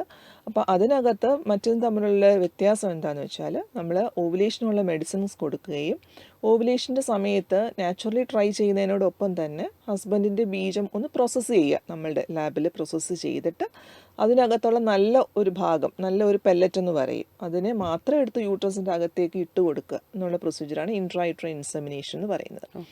അപ്പം അവിടെ IVF തമ്മിലുള്ള വ്യത്യാസം എന്താണെന്ന് വെച്ചാൽ, ഈ എഗ്ഗും സ്പേമും തമ്മിൽ ഫ്യൂസ് ചെയ്യുന്ന ഒരു പ്രോസസ്സ് അത് നാച്ചുറലി തന്നെയാണ് നടക്കുന്നത്. അത് നമുക്ക് പുറത്തുനിന്ന് എൻഷുർ ചെയ്യാൻ പറ്റുന്നില്ല. നമ്മൾ നല്ല പെല്ലറ്റ് അകത്തേക്ക് ഇട്ട് കൊടുക്കുക മാത്രമേ ചെയ്യുന്നുള്ളൂ. അത് എഗ്ഗും സ്പേമും ഫ്യൂസ് ചെയ്യേണ്ടത് ട്യൂബ് വഴിയായിട്ട് തന്നെയാണ്. അതുകൊണ്ട് തന്നെ IUIക്ക് നമുക്ക് നാച്ചുറൽ ട്രൈയിൽ നിന്നും വലിയ മെച്ചമായിട്ടുള്ള ഒരു സക്സസ് റേറ്റും പറയാൻ പറ്റില്ല. അതുകൊണ്ടാണ് ഒരു 15%, ഒരു 15 to 20% ഒരു സൈക്കിൾ IUIയുടെ സക്സസ് റേറ്റ് പറയുന്നത്. അത് 2-3 തവണ ചെയ്തിട്ടും ആകാത്തവർക്കാണ് പിന്നീട് IVFിലേക്ക് പറയുന്നത്. IVFിനെ സംബന്ധിച്ചാണെങ്കിൽ IVFിൻ്റെ സക്സസ് റേറ്റ് ഒരു സൈക്കിളിൽ 40% ആണ് ജനറലി. അതായത് ഈ ലോകമെമ്പാടുമുള്ള കണക്കുകൾ പറയുന്നത് ഒരു 35 to 40% ആണ് ഒരു സൈക്കിളിൽ IVF സക്സസ് റേറ്റ് പറയുന്നത്. Okay ma'am. മാം ഇപ്പം ട്രീറ്റ്മെൻറ്റ് ഈ സമയത്ത് എന്തെല്ലാം കാര്യങ്ങളായിരിക്കും ഈ ഒരു പേഷ്യൻ്റ് ശ്രദ്ധിക്കേണ്ടതായിട്ടുള്ളത്? പലപ്പോഴും അവർക്ക് സംശയമാണ്, ഞങ്ങൾ ഇനി റെസ്റ്റ് എടുക്കണോ, അത് കംപ്ലീറ്റ് വീട്ടിൽ തന്നെ ഇരിക്കണോ, ജോലി ഉപേക്ഷിക്കണോ? അപ്പോൾ അങ്ങനെ എന്തെങ്കിലും ഉണ്ടോ? ട്രീറ്റ്മെൻറ്റിൻ്റെ സമയത്ത് എന്തൊക്കെയായിരിക്കും ഒരു പേഷ്യൻ്റ് ശ്രദ്ധിക്കേണ്ടതായിട്ടുള്ളത്? ഓക്കെ, ട്രീറ്റ്മെൻറ്റ് സമയത്ത് നമ്മൾ പറഞ്ഞു കൊടുക്കുന്നത് ഏറ്റവും പ്രധാനമായിട്ടും സ്ട്രെസ് ഫ്രീ ആയിട്ട് ഇരിക്കുക എന്നുള്ളതാണ്. അപ്പം അവർക്ക് സ്ട്രെസ് ഫ്രീ ആയിട്ട് ഇരിക്കാനായിട്ട് എന്തൊക്കെ ചെയ്യാമോ അത് അവർക്ക് ചെയ്യാം. ഫോർ എക്സാമ്പിൾ ഇപ്പോൾ അവർക്ക് ജോലിക്ക് പോകുന്നതായിരിക്കും സമാധാനവും സന്തോഷവും ഉണ്ടെന്നുണ്ടെങ്കിൽ അവർക്ക് ജോലിക്ക് പോകുന്നതുകൊണ്ട് ഒരു പ്രശ്നവുമില്ല. പക്ഷെ ഒരുപാട് യാത്ര ചെയ്ത് പോകുക, യാത്ര ചെയ്യുമ്പോൾ നമുക്ക് ട്രീറ്റ്മെൻറ്റ് ഇടയ്ക്ക് എന്തെങ്കിലും പ്രശ്നങ്ങൾ ഉണ്ടാക്കും, സമയത്തിന് ഇഞ്ചെക്ഷൻസ് എടുക്കാൻ വരാതെ ഇരിക്കുക, അങ്ങനെയൊക്കെ ഉണ്ടെങ്കിൽ വർക്ക് ചെയ്യുന്ന ഒരു ലീവ് എടുക്കുന്നതുകൊണ്ടും പ്രശ്നമൊന്നുമില്ല. അപ്പം അത് നോക്കുക. നിങ്ങളെ ടെൻഷൻ ഫ്രീ ആയിട്ടിരിക്കുക എന്നുള്ള ഫസ്റ്റ് തിങ്. പിന്നെ എക്സസൈസ് ചെയ്യുക. അതായത് ഞാൻ ട്രീറ്റ്മെൻറ്റ് എടുക്കുകയാണ്, അതുകൊണ്ട് ഞാൻ ഒന്നും ചെയ്തുകൂടാ, ഫുൾ ബെഡ് റെസ്റ്റ് ആയിരിക്കണം, അങ്ങനെ ഒന്നുമില്ല. നമ്മുടെ നോർമൽ ലൈഫ് തുടർന്നു കൊണ്ട് പോവുക എന്നുള്ളതാണ്. പിന്നെ ഫുഡിൻ്റെ കാര്യത്തിലാണെങ്കിൽ ഹെൽത്തി ഡയറ്റ് ഫോളോ ചെയ്യുക എന്നുള്ളതാണ്. അതായത് നന്നായിട്ട് വെള്ളം കുടിക്കുക, പ്രോട്ടീൻ റിച്ച് അടങ്ങിയ ഫുഡ് കഴിക്കുക, കാർബോഹൈഡ്രേറ്റ്സ് അന്നജം അരിയാഹാരമാണെങ്കിലും ഗോതമ്പാണെങ്കിലും ഷുഗർ കണ്ടൻറ്റ് ആണെങ്കിലും ഒരുപാട് കുറയ്ക്കുക, ഫാസ്റ്റ് ഫുഡ് അവോയ്ഡ് ചെയ്യുക, വറുത്തതും പൊരിച്ചതുമായിട്ടുള്ള ആഹാരങ്ങൾ ഒഴിവാക്കുക. ഇത്രയൊക്കെ കാര്യങ്ങളാണ് നമ്മൾ ട്രീറ്റ്മെൻറ്റ് എടുക്കുന്ന സമയത്തും ശ്രദ്ധിക്കേണ്ടതായിട്ടുള്ളത്. യാത്ര ചെയ്യുന്നത് കൊണ്ട് എന്തെങ്കിലും പ്രോബ്ലം ഉണ്ടാകുമോ ഈ ഒരു ട്രീറ്റ്മെൻ്റ് ഒക്കെ കഴിഞ്ഞിട്ട്? ട്രീറ്റ്മെൻറ്റ് കഴിഞ്ഞിട്ട് എംബ്രിയോ ട്രാൻസ്ഫർ കഴിഞ്ഞിട്ട് 2-3 ദിവസത്തേക്ക് നമുക്ക് വർക്കിൽ പോകണ്ടെന്ന് പറയും. പക്ഷേ അതിനേക്കാൾ ഉപരിയായിട്ട് ബെഡ് റെസ്റ്റ് എടുക്കണം എന്ന് അതിൻ്റെ യാതൊരു ആവശ്യമില്ല. ഇവൻ നമ്മുടെ ശാസ്ത്രീയമായ പഠനങ്ങൾ തെളിയിക്കുന്നത് ബെഡ് റെസ്റ്റ് എടുത്താൽ കൂടുതൽ പ്രശ്നങ്ങളാവും എന്നുള്ളതേ ഉള്ളൂ. കാരണം അപ്പോഴത്തേക്ക് നമ്മുടെ ബോഡി മൂവ് ചെയ്യത്തില്ല, നമ്മുടെ ബോഡിയിലുള്ള രക്ത ഓട്ടം, അതായത് ബ്ലഡ് സർക്കുലേഷൻ ഇമ്പ്രൂവ് ചെയ്യത്തില്ല. അപ്പോൾ അതൊക്കെ ഒരു ഫാക്ടറാണ്. നമ്മളെ വെറുതെ ആലോചിച്ച് ബെഡ് റെസ്റ്റ് എടുത്ത് ടെൻഷൻ അടിച്ച് പ്രശ്നങ്ങൾ ഉണ്ടാക്കുന്നത് ഒരുപാട് നെഗറ്റീവ് ഇഫക്ട്സ് ആണ് ഉണ്ടാക്കുന്നത്. ഓക്കെ, നമുക്ക് മറ്റൊരു ശ്രോതാവ് കൂടി ലൈനിൽ ചേരുന്നുണ്ട്. Okay, hello. ഹലോ, ഡോക്ടറോട് ചോദിക്കാൻ പരിപാടിയിലേക്ക് സ്വാഗതം. ചോദിച്ചോളൂ ഡോക്ടറിൻ്റെ അടുത്ത്.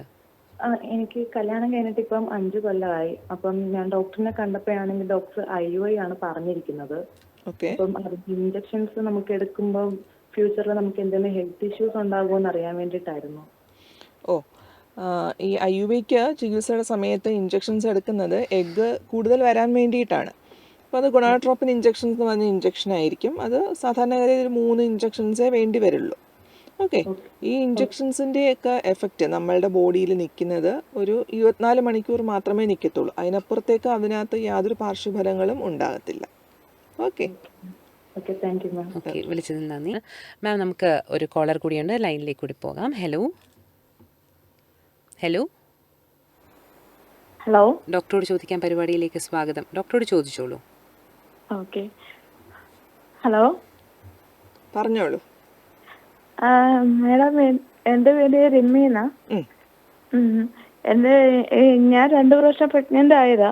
ഓക്കെ. പക്ഷേ 2 പ്രാവശ്യവും ആബോർഷൻ ആയി പോവുകയാണ്. അപ്പോ അതിന്റെ അടുത്ത ട്രീറ്റ്മെന്റ് എന്തോന്ന് അറിയാൻ വേണ്ടിയിട്ടായിരുന്നു. രേഷ്മ, ഈ 2 തവണ പ്രഗ്നൻ്റ് ആയിട്ട് അബോർഷനായി പോകുമ്പോൾ നമുക്ക് അറിയേണ്ടത് അബോർഷനായി പോകാൻ എന്തെങ്കിലും കാരണമുണ്ടോ എന്നുള്ളതാണ്, അല്ലേ? അതെ അതെ. ഓക്കെ. അപ്പം ഒരുപാട് കാരണങ്ങൾ അങ്ങനെ റെക്കറൻറ്റ് പ്രഗ്നൻസി ലോസ് നമ്മൾ പറയും ഒരുപാട് അബോർഷനായി പോകുന്നതിന്. അതിനകത്ത് നോക്കേണ്ടത് യൂട്രസിൻ്റെ അകത്ത് എന്തെങ്കിലും സെപ്റ്റം പോലത്തുള്ള പ്രശ്നങ്ങളുണ്ടോ എന്ന് അറിയണം. അതായത് യൂട്രസിനകത്ത് ചെറിയ പാളി പോലെ എന്തെങ്കിലും കിടപ്പുണ്ടെങ്കിൽ കുഞ്ഞ് അവിടെ ഇരിക്കാതെ വരും, അല്ലേ? അങ്ങനെയാണെങ്കിൽ അതിനുള്ള ടെസ്റ്റുകൾ ചെയ്യണം. അത് ഒരു ഹിസ്ട്രോസ്കോപ്പി വഴിയായിട്ടാണ് ചെയ്യുന്നത്. അതായത് യൂട്രസിൻ്റെ അകം കാണാനായിട്ടുള്ളൊരു ക്യാമറ ടെസ്റ്റ് ഉണ്ട്, അത് ചെയ്ത് നോക്കാം. പിന്നെ ഉള്ളത് റിക്കറൻറ്റ് പ്രഗ്നൻസി ലോസ് പാനൽ എന്ന് പറഞ്ഞിട്ടൊരെണ്ണം ഉണ്ട്. ആൻറ്റിഫോസ്ഫോലൈപ്പിഡ് ആൻറ്റിബോഡി പോലത്തുള്ള ചില ആൻറ്റിബോഡീസ്. അത് എന്താ പ്രശ്നം ഉണ്ടാക്കുക എന്ന് വെച്ചാൽ കുഞ്ഞ് വളരുമ്പോൾ ഉള്ള രക്ത ഓട്ടത്തിലുള്ള വ്യത്യാസങ്ങൾ ഉണ്ടാക്കും. അപ്പോൾ അത് അങ്ങനത്തെ പോസിറ്റീവ് ആണെങ്കിൽ നമ്മൾ ചെയ്യുന്നതെന്ന് വെച്ചാൽ അടുത്ത പ്രഗ്നൻ്റ് ആവുമ്പോഴേക്ക് അവർക്ക് രക്തം നേർപ്പിക്കാനുള്ള ലോണോപ്പിൻ പോലത്തുള്ള ഇഞ്ചക്ഷനുകൾ, ഹെപ്പാരിൻ ഇഞ്ചക്ഷനുകൾ തുടങ്ങണോ എന്നറിയാൻ വേണ്ടിയിട്ടാണ് ആ ടെസ്റ്റുകൾ ചെയ്യുന്നത്. ഓക്കെ. അതിനോടൊപ്പം തന്നെ നിങ്ങളുടെ പ്രായം, നിങ്ങൾക്ക് എത്ര പ്രായമായി ഇപ്പം രേഷ്മയ്ക്ക് ഹസ്ബൻഡിനും? എനിക്കിപ്പോ 32 വയസ്സായി. ഹസ്ബൻഡിന് 42ആയി. ഓക്കെ. നിങ്ങൾ രണ്ടുപേരുടെയും ജനറ്റിക് ടെസ്റ്റുകളും കൂടി ചെയ്യുന്നത് നന്നായിരിക്കും. ഓക്കെ. ഹസ്ബൻഡിന്റെ ബീജം തൈറോയിഡ് റിക്കറന്റ് ആയിട്ട്, അതായത് അബോർഷൻസ് കൂടുതൽ ഉണ്ടാക്കാനായിട്ട് ഒരു സാധ്യത തൈറോയിഡിന് വളരെ കുറവാണ്. നിങ്ങൾക്ക് തൈറോയിഡ് വല്ല കൺട്രോൾഡ് ആയിട്ട് നിൽക്കുവല്ലേ, മെഡിസിൻ കഴിക്കുന്നില്ലേ ഇപ്പോൾ? കഴിക്കുന്നുണ്ട്. കൺട്രോൾഡ് ആയിട്ട് നിൽക്കുവാണെങ്കിൽ അതൊരു കാരണമായിട്ട് നമുക്ക് കാണാൻ പറ്റില്ല. പിന്നെ ഷുഗർ അങ്ങനത്തെ ഉള്ള എന്തെങ്കിലും പ്രോബ്ലംസ് ഉണ്ടോ? ഇല്ല ഇല്ല. ഓക്കെ. അപ്പം ഡോക്ടറിനെ കണ്ടിട്ട് ഈ ടെസ്റ്റുകളൊക്കെ ചെയ്ത് നോക്കുകയാണ് ആദ്യം വേണ്ടത്, കേട്ടോ. പ്രഗ്നൻസി ആകാൻ ബുദ്ധിമുട്ടുണ്ടാകില്ല, പക്ഷേ ആയിക്കഴിഞ്ഞാൽ എന്തുകൊണ്ടാണ് ഇങ്ങനെ സംഭവിക്കുന്നതെന്ന് അറിയണ്ടേ. അപ്പം അടുത്ത പ്രഗ്നൻസി ആകുമ്പോൾ തന്നെ നമുക്ക് അതിനുള്ള മരുന്നുകളൊക്കെ നേരത്തെ തന്നെ തുടങ്ങേണ്ടി വരും. ഓക്കെ. ഓക്കെ. ഓക്കെ. വിളിച്ചതിന് നന്ദി. ശ്രോതാക്കൾ വിളിക്കുന്ന നമ്പർ ഒരിക്കൽ കൂടി 0474293111. നമുക്ക് നോക്കാം, മറ്റൊരു ശ്രോതാ കൂടി ലൈനിൽ ചേരുന്നുണ്ട്. ഹലോ. ഹലോ. ഡോക്ടറോട് ചോദിക്കാൻ പരിപാടിയിലേക്ക് സ്വാഗതം. ചോദിച്ചോളൂ ഡോക്ടറിൻ്റെ അടുത്ത്. മാഡം, എനിക്ക് 2 കുട്ടികളുണ്ട്. ഇപ്പം ഡെലിവറി നിർത്തിയതാണ്. അപ്പൊ ഇനി കുട്ടികൾ വേണമെങ്കിൽ നമുക്ക് IVF അതേപോലുള്ള ട്രീറ്റ്മെന്റ് എടുക്കാൻ പറ്റുമോ എന്ന് അറിയാൻ വേണ്ടി വിളിച്ചതായിരുന്നു. ഓക്കെ, എത്ര വയസ്സായി താങ്കൾക്ക്? 32. ഓക്കെ. ഈ പ്രസവം നിർത്തിയ ശേഷം നമ്മൾ പ്രഗ്നൻസി ആകാനായിട്ട് 2 മാർഗ്ഗങ്ങളാണ് ഉള്ളത്. ഒന്ന് ട്യൂബ് കൂട്ടിക്കെട്ടുന്നത്, അല്ലെങ്കിൽ റീകനലൈസേഷൻ എന്ന് പറയും. അതല്ലെന്നുണ്ടെങ്കിൽ IVF എന്ന് പറയും. അപ്പം റീകനലൈസേഷൻ വേണോ ഡയറക്റ്റ്ലി IVF ചെയ്യണോ എന്നുള്ളത് പല ഘടകങ്ങളെ ആശ്രയിച്ചിട്ടാണ് ഇരിക്കുന്നത്. ഒന്ന്, നേരത്തെ പ്രസവം നിർത്തിയത് പ്രസവത്തോടൊപ്പമാണോ, അതോ സിസേറിയൻ വഴിയായിട്ടാണോ, അതോ ലാപ്രോസ്കോപ്പി വഴിയായിട്ടാണോ, ഇതിനെയൊക്കെ ആശ്രയിച്ചിരിക്കും നമുക്ക് ട്യൂബ് കൂട്ടിക്കെട്ടുന്നതിൻ്റെ സക്സസ് റേറ്റ് എന്ന് പറയുന്നത്. ഓക്കെ. എങ്ങനെയായിരുന്നു, സിസേറിയൻ ആയിരുന്നോ?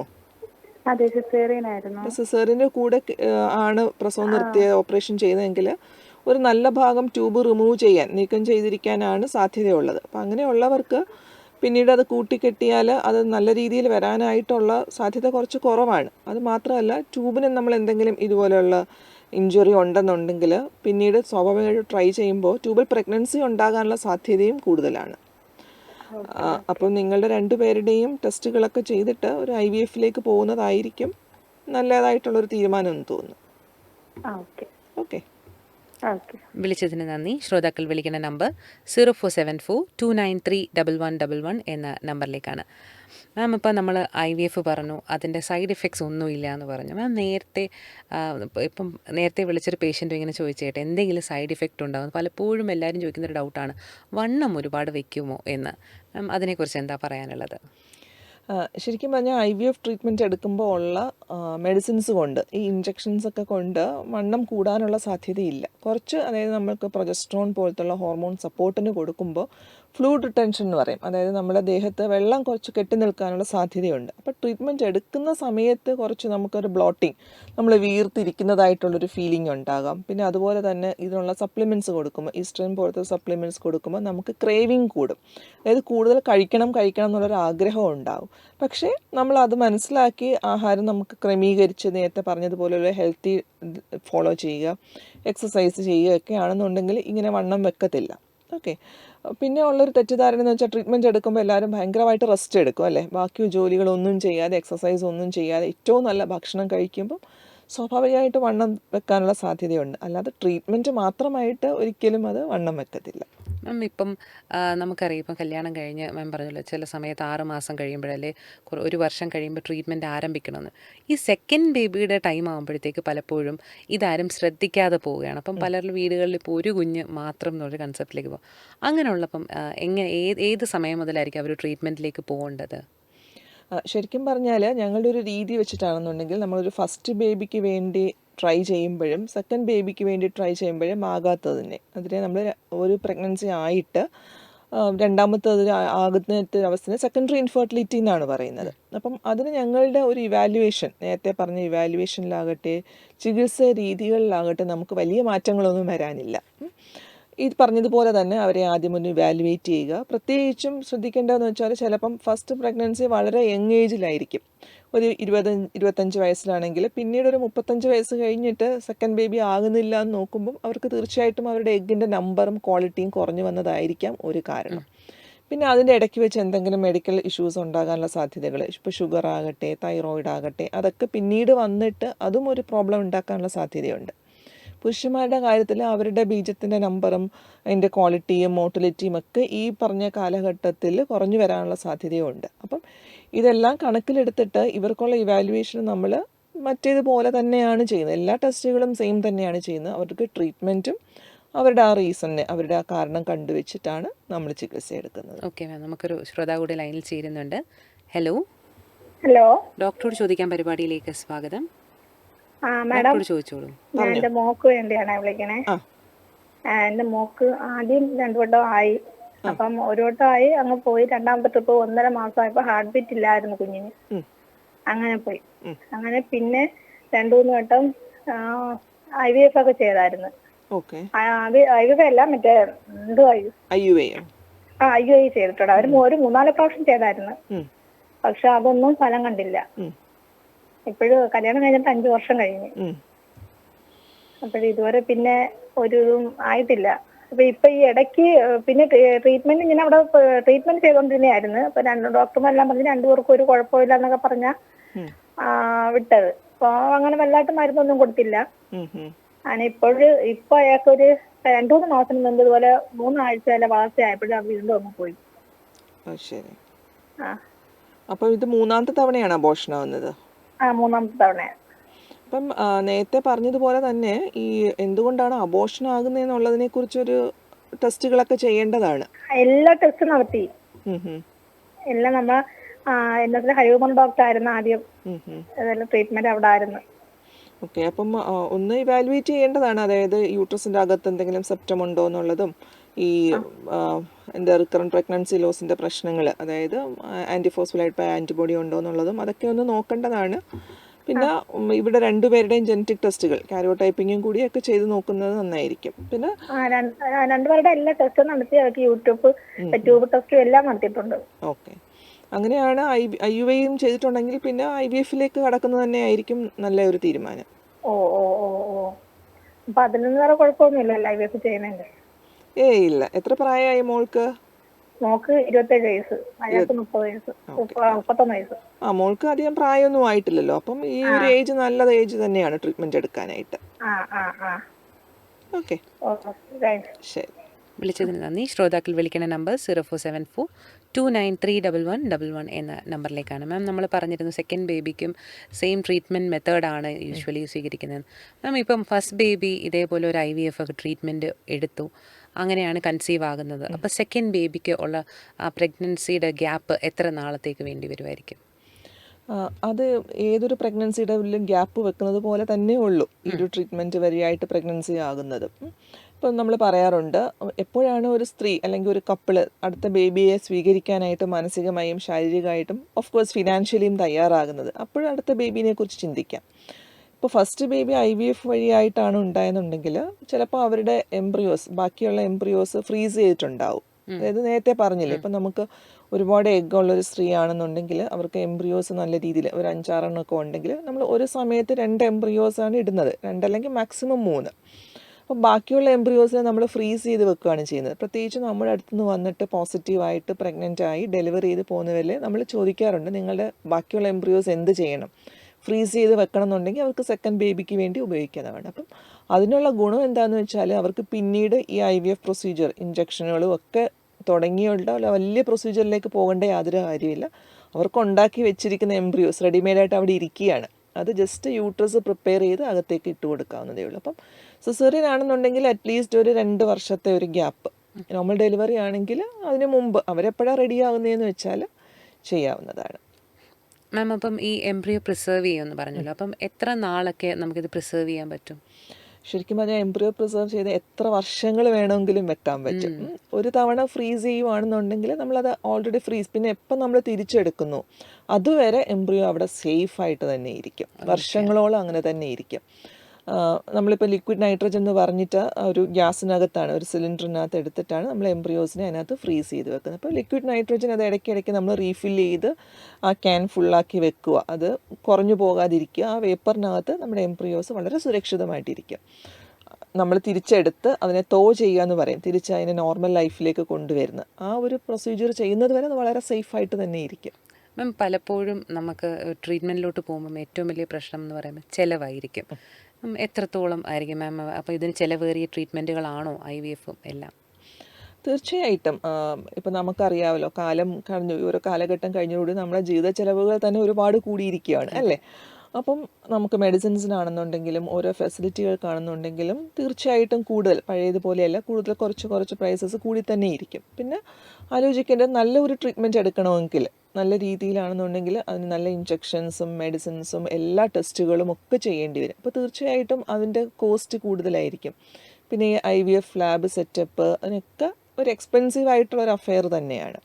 പിന്നെ പൈസയാകും എന്ന് വിചാരിച്ച് നമുക്ക് ട്രീറ്റ്മെൻറ്റിൽ ഒരു വെള്ളം കലർത്താൻ പറ്റില്ല. അപ്പം നേരത്തെ പറഞ്ഞല്ലോ, ഒരു IVF-ൻ്റെ സക്സസ് റേറ്റ് എന്ന് പറഞ്ഞാൽ ഒരു 40-50% വരെയാണ്. പക്ഷേ നമ്മുടെ മുന്നിൽ വരുന്ന ഒരു കപ്പിളിനെ നമ്മൾ എയിം ചെയ്യുന്നത് അവർക്ക് 100% അവർക്ക് പോസിറ്റീവ് കിട്ടണം എന്നാണ്. നമുക്ക് ഒരിക്കലും പറയുന്നത് നിങ്ങൾക്ക് 50% ഉള്ളൂ, ഇല്ല, അങ്ങനെയില്ലല്ലോ. ഒരു കപ്പിളിന് നമ്മുടെ മുന്നിൽ അത്രയും വിഷമിച്ച് നമ്മളെ വിശ്വസിച്ച് വരുന്ന ഒരു കപ്പിളിനാണെങ്കിൽ നിങ്ങൾക്ക് തീർച്ചയായിട്ടും 100% നമ്മുടെ 100% എഫേർട്ട് ഇട്ടിട്ടായിരിക്കും അവരെ നമ്മൾ ട്രീറ്റ് ചെയ്യുന്നത്. അപ്പോൾ അങ്ങനെയുള്ളവർക്കാണെന്നുണ്ടെങ്കിൽ നമ്മൾ അവർക്ക് വേണ്ടിയിട്ട് എത്ര ബെസ്റ്റായിട്ട് ട്രീറ്റ്മെൻറ്റ് വേണോ അതിന് നമുക്ക് യാതൊരു എക്സ്ക്യൂസസും പറയാനില്ല. ഇപ്പോൾ ഏതെങ്കിലും ചില ടെസ്റ്റുകൾ അവോയ്ഡ് ചെയ്യുക കോസ്റ്റ് ആവുമെന്ന് വിചാരിച്ചാൽ അങ്ങനെ നമുക്ക് പറയാൻ പറ്റത്തില്ല. അപ്പം തീർച്ചയായിട്ടും അതിന് ചിലവ് കൂടുതൽ തന്നെ ആയിരിക്കും.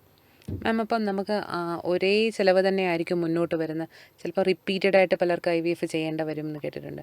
അത്രയും തന്നെ എക്സ്പെൻസ് ആകുമോ രണ്ടാമതൊരു തവണ കൂടി ട്രൈ ചെയ്യുമ്പോൾ?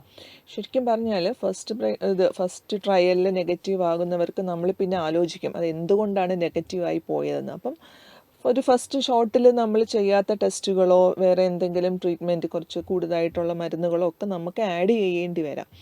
ഫോർ എക്സാമ്പിൾ ഇപ്പോൾ നമുക്ക് ഹിസ്ട്രോസ്കോപ്പി എന്ന് പറഞ്ഞൊരു പ്രൊസീജിയറുണ്ട്. ഹിസ്ട്രോസ്കോപ്പി എന്ന് പറയുമ്പോൾ യൂട്രസിൻ്റെ അകത്ത് കാണാനായിട്ടുള്ള ഒരു ക്യാമറ ടെസ്റ്റാണ്. ലൈക്ക് ലാപ്രോസ്കോപ്പി ചെയ്യുന്നത് പോലെ തന്നെ വയറ് തുറക്കാതെ യൂട്രസിൻ്റെ അകം കാണുക എന്നുള്ളതാണ് ഹിസ്ട്രോസ്കോപ്പി. അപ്പം ഒരു ആദ്യത്തെ തവണ IVF ചെയ്ത് എംബ്രിയോ ട്രാൻസ്ഫർ ചെയ്യുമ്പോൾ നമ്മൾ മിക്കവർക്കും അത് ചെയ്യാറില്ല. കാരണം നമുക്ക് സ്കാനിങ് നോക്കുമ്പോൾ തന്നെ മനസ്സിലാവും യൂട്രസിന് എന്തെങ്കിലും പ്രോബ്ലം ഉണ്ടോ എന്നുള്ളത്. പക്ഷേ ഫസ്റ്റ് ഇതൊന്നും ഇല്ലാതെ യൂട്രസിനൊക്കെ നല്ല നോർമലായിരുന്നു, എംബ്രിയോയും നന്നായിരുന്നു, എന്നിട്ടും അവർക്ക് IVF പോസിറ്റീവ് ആയില്ല എന്നുണ്ടെങ്കിൽ പിന്നീട് നമുക്ക് ചെകഞ്ഞ് നോക്കേണ്ടി വരും എന്തായിരിക്കാം അത് കാരണം എന്നുള്ളത്. അപ്പോൾ നമ്മൾ ഹിസ്ട്രോസ്കോപ്പി സജസ്റ്റ് ചെയ്യും. അപ്പോൾ അതിന് കുറച്ച് ചിലവാകും അല്ലേ. പിന്നെ കുറച്ചുകൂടി നല്ല ഇഞ്ചെക്ഷൻസോ വേറെ ടെസ്റ്റുകളോ ഒക്കെ നമ്മൾ ആഡ് ചെയ്യേണ്ടി വരും. അപ്പം തീർച്ചയായിട്ടും സെക്കൻഡ് സൈക്കിളിന് വരുമ്പോൾ കുറച്ചും കൂടി എക്സ്പെൻസീവ് ആകാനുള്ള സാധ്യതയുണ്ട്. Okay ma'am. മാം ഇപ്പം നേരത്തെ വിളിച്ച ഒരു പേഷ്യൻ്റ് ചോദിക്കുന്നതായിട്ട് പ്രസവം നിർത്തി കഴിയുമ്പം ഒരു ബേബിക്കും കൂടെ ട്രൈ ചെയ്യണം എന്ന ആഗ്രഹമുണ്ട്. അപ്പോൾ അങ്ങനെയുള്ള പേഷ്യൻസിനോട് എന്താ മാം പറയാനുള്ളത്? അങ്ങനെയുള്ളവർക്ക് ഇത് തന്നെയാണ്. അതായത് നാച്ചുറലായിട്ട് സ്വാഭാവികമായിട്ടും ഗർഭം ധരിക്കണമെങ്കിൽ ട്യൂബ് വളരെ അത്യാവശ്യമാണ്. കാരണം ട്യൂബിനകത്താണ് ഈ എഗ്ഗും സ്പേമും തമ്മിൽ ഫ്യൂസ് ചെയ്ത് ഫെർട്ടിലൈസ് ചെയ്ത്. അപ്പം ട്യൂബ് ഇല്ല എന്നുണ്ടെങ്കിൽ നമുക്ക് ചെയ്യാൻ പറ്റുന്നത് പുറത്ത് ഫെർട്ടിലൈസ് ചെയ്യുക, IVF ചെയ്യുക. അതല്ല എന്നുണ്ടെങ്കിൽ ട്യൂബൽ റീകനലൈസേഷൻ ചെയ്യുക. അതിനകത്ത് ഏറ്റവും സ്ട്രെയിറ്റ് ഫോർവേഡ് ആയിട്ടുള്ളത് IVF ചെയ്യുക എന്നുള്ളതാണ്. ഓക്കെ. IVF ചെയ്ത് കഴിഞ്ഞാൽ സക്സസ് റേറ്റ് നമുക്ക് തീർച്ചയായിട്ടും. Okay ma'am. മാം അപ്പോൾ നമ്മൾ IVFൻ്റെ പല ഇതിന് പറഞ്ഞു. ഈ നമ്മൾ നേരത്തെ പറഞ്ഞിരുന്നു എഗ്ഗ് ഫ്രീസ് ചെയ്യുന്ന കാര്യം. മാം അതെങ്ങനെയായിരിക്കും മാം അത് ചെയ്യുന്നത്?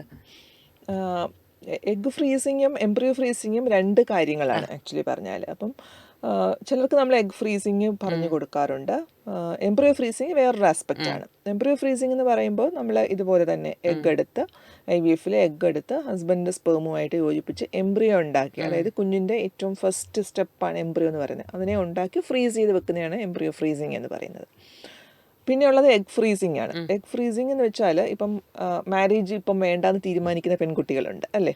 ഇപ്പോൾ ഒരുപാട് പെൺകുട്ടികൾക്കും കരിയർ ആസ്പിറേഷൻസ്, ഇനിയും പഠിക്കണമെന്ന് ആഗ്രഹമുള്ളവർ. അപ്പം അവർക്കുടെ സ്വപ്നങ്ങളെ നമുക്ക് തടയിടാൻ പറ്റില്ല. അപ്പം ഈ പ്രായം കൂടുന്നതനുസരിച്ചിട്ട് ഗർഭം ധരിക്കാനുള്ള സാധ്യതകൾ കുറയാനും എഗ്ഗിൻ്റെ നമ്പർ കുറയാനും ഒക്കെ സാധ്യതകളുണ്ട്. അപ്പോൾ എന്ത് ചെയ്യും അവർക്ക് കരിയറും വേണം, പ്രഗ്നൻസിയും വേണം, ഫാമിലി ലൈഫും വേണം. അപ്പോൾ അത് ബാലൻസ് ചെയ്യാൻ വേണ്ടിയിട്ട് ശരിക്കും പറഞ്ഞാൽ ഇപ്പം സയൻസിനുള്ള ഒരു ഉത്തരമാണ് സോഷ്യൽ എഗ് ഫ്രീസിങ് എന്ന് പറയുന്നത്. അതായത് നമ്മളിപ്പം ഇത് തീരുമാനിച്ചിട്ടില്ല, മാരേജ് പ്ലാൻസ് ഒന്നും ആയില്ല, അല്ലെങ്കിൽ നമുക്ക് പറ്റിയ ഒരാളെ കണ്ടെത്തിയിട്ടില്ല, അങ്ങനെയാണെന്നുണ്ടെങ്കിൽ നമ്മുടെ എഗ്ഗ് അതിനെ നമ്മുടെ ഓവറിനെ സ്റ്റിമുലേറ്റ് ചെയ്തിട്ട് ഇതേപോലെ തന്നെ IVF ചെയ്യുന്നത് പോലെ തന്നെ എഗ്ഗിനെ പുറത്തെടുക്കാനും ആ എഗ്ഗിനെ നമുക്ക് സ്റ്റോർ ചെയ്യാനും പറ്റും. എംബ്രിയോ ഫ്രീസ് ചെയ്യുന്നത് പോലെ തന്നെ ഉള്ളൂ. പക്ഷേ ഈ ഇഞ്ചക്ഷൻസ് ഒക്കെ എടുക്കുകയും എഗ്ഗ് പിക്കപ്പ് എന്നുള്ള പ്രൊസീജിയറിലൂടെ പോവുകയും വേണം. ആ എഗ്ഗ് ഫ്രീസ് ചെയ്ത് വെക്കുക, അത് വർഷങ്ങളോളം ഇരിക്കും. പിന്നെ എപ്പോഴാണ് നമ്മുടെ പഠിത്തവും കരിയർ സെറ്റിൽമെൻറ്റും ഒക്കെ കഴിഞ്ഞിട്ട് എപ്പോഴാണോ നമുക്ക് കുഞ്ഞുണ്ടാകാൻ അല്ലെന്നുണ്ടെങ്കിൽ മാരേജ് ആകാനായിട്ടുള്ളൊരു തീരുമാനം എത്തുന്നത്, എപ്പോഴാണ് പ്രഗ്നൻസി ആകേണ്ടതെന്ന് വെച്ചാൽ അന്നേരം ഈ ഫ്രീസ് ചെയ്ത എഗ്ഗിനെ എടുത്തിട്ട് നമ്മുടെ ഹസ്ബൻഡിൻ്റെ ആയിട്ട് ഫ്യൂസ് ചെയ്തിട്ട് എംബ്രിയോ ഉണ്ടാക്കി പ്രഗ്നൻസി ആകാമെന്നുള്ളതാണ്. മാം നമുക്ക് വീണ്ടും ഒരു ശ്രോതാവ് ലൈനിൽ ചേരുന്നുണ്ട്. കോളിലേക്ക് കൂടി പോകാം. ഹലോ ഹലോ ഡോക്ടറോട് ചോദിക്കാൻ പരിപാടിയിലേക്ക് സ്വാഗതം. ഡോക്ടറോട് ചോദിച്ചോളൂ. ഹലോ ഡോക്ടർ, എൻ്റെ പേര് സ്നേഹ എന്നാണേ. ഓക്കെ. എനിക്ക് 35 വയസ്സായി. കല്യാണം കഴിഞ്ഞിട്ട് ഞങ്ങളുടെ 7 വർഷമായിട്ടുണ്ട് കേട്ടോ. ആയിട്ട് 1 വർഷം ഞങ്ങള് കുട്ടികളൊന്നും വേണ്ടാന്നൊക്കെ വെച്ചിരിക്കുവായിരുന്നു. പിന്നീട് ഇങ്ങനെ ട്രൈ ചെയ്തപ്പോഴത്തേക്ക് ആവുന്നില്ലായിരുന്നു. അങ്ങനെ ചെക്ക് ചെയ്തപ്പോ പുള്ളിക്കാരന് കുഴപ്പമൊന്നുമില്ല, എനിക്ക് ചെറിയ പ്രശ്നങ്ങളൊക്കെ ഉണ്ടായിരുന്നു. നമ്മളെ കൊല്ലത്ത് ഞങ്ങള് കുറച്ച് സ്ഥലത്ത് കാണിച്ചിട്ടുണ്ട്. അപ്പൊ അവരിങ്ങനെ IVF ഒക്കെ പറഞ്ഞ് IVF ചെയ്തിട്ടുണ്ട് 3 വട്ടം. പിന്നെ IVF ചെയ്തു 2 വട്ടം. പക്ഷെ 1 വട്ടം ഇങ്ങനെ പ്രഗ്നന്റ് ആയി, പിന്നെ അതങ്ങ് പോയി, പിന്നെ പ്രഗ്നന്റ് ആയിട്ടുമില്ല. എന്താ ചെയ്യാന്നറിയില്ല. ഇപ്പൊ കൊല്ലത്ത് ഇത് എവിടെ ആയിട്ടാണോ വരുന്നത്? നമ്മുടെ സെൻറ്ററോ?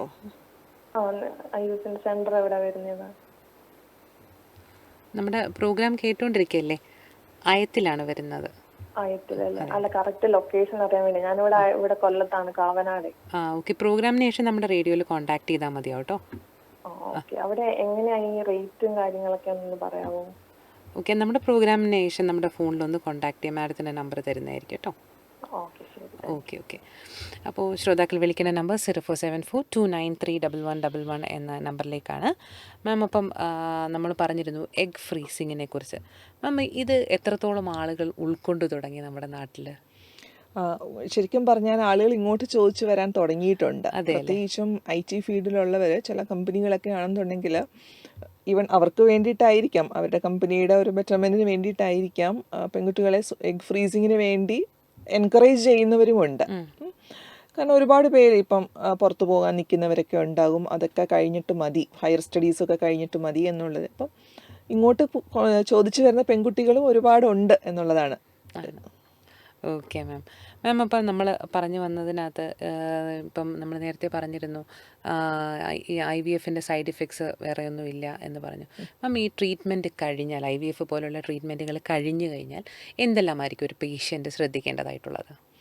IVFൻ്റെ ട്രീറ്റ്മെൻറ്റ് കഴിഞ്ഞാൽ നമ്മൾ എംബ്രിയോ ട്രാൻസ്ഫർ കഴിഞ്ഞിട്ട് കുറച്ച് മെഡിസിൻസും ഇഞ്ചക്ഷനും ഒക്കെ സപ്പോർട്ടിന് വേണ്ടി കൊടുക്കാറുണ്ട്. കാരണം നമ്മൾ സ്വാഭാവികമായിട്ടും ഗർഭം ധരിക്കുന്നതിനേക്കാൾ ഉപരിയായിട്ട് ഇവർക്ക് കുറച്ചും കൂടി സപ്പോർട്ട് വേണം തീർച്ചയായിട്ടും. അതായത് അബോർഷനായി പോകാതിരിക്കാനായിട്ടുള്ള സപ്പോർട്ട്.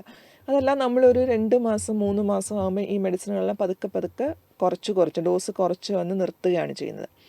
അതിനപ്പുറത്തേക്ക് ഒരു സാധാരണ ഗർഭധാരണം പോലെ തന്നെയാണ് ഇതിനെയും കാണുന്നത്. പക്ഷേ ശ്രദ്ധിക്കേണ്ട വേറൊരു കാര്യം എന്ന് വെച്ചാൽ, ഒരു നാച്ചുറലി കൺസീവ് ചെയ്ത ആളുകളെക്കാളും ഉപരിയായിട്ട് ഇൻഫെർട്ടിലിറ്റി ട്രീറ്റ്മെൻറ്റ് എടുത്ത് കൺസീവ് ചെയ്യുന്നവർക്ക് കുറച്ച് കോംപ്ലിക്കേഷൻസ് ഉണ്ടാകുന്നതായിട്ട് കാണുന്നുണ്ട്. പ്രത്യേകിച്ചും അവർക്ക് ഷുഗർ ഉണ്ടാകാനുള്ള സാധ്യത, BP ഉണ്ടാകാനുള്ള സാധ്യതയൊക്കെ ബാക്കിയുള്ളവരെക്കാളും കൂടുതലായിരിക്കും.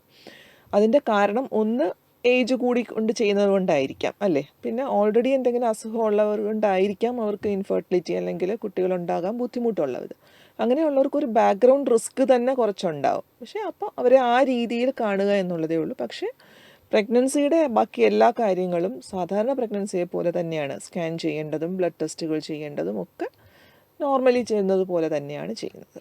പ്രഗ്നൻ്റ് ആകുന്നവരെ വളരെ കെയറിങ് ആയിരിക്കണം. പിന്നെ നോർമൽ പ്രഗ്നൻസി പോലെ തന്നെയായിരിക്കാം. പക്ഷേ കുറച്ചുകൂടി ഒരു ശ്രദ്ധ എല്ലാവരും കൊടുക്കുന്നുണ്ട്. ഇപ്പം നമുക്കറിയാം, പ്രഗ്നൻ്റ് ആകുമ്പോൾ തന്നെ പലരും ബെഡ് റെസ്റ്റിലേക്ക് പോകുന്ന ഒരു കണ്ടീഷൻ കാണുന്നു.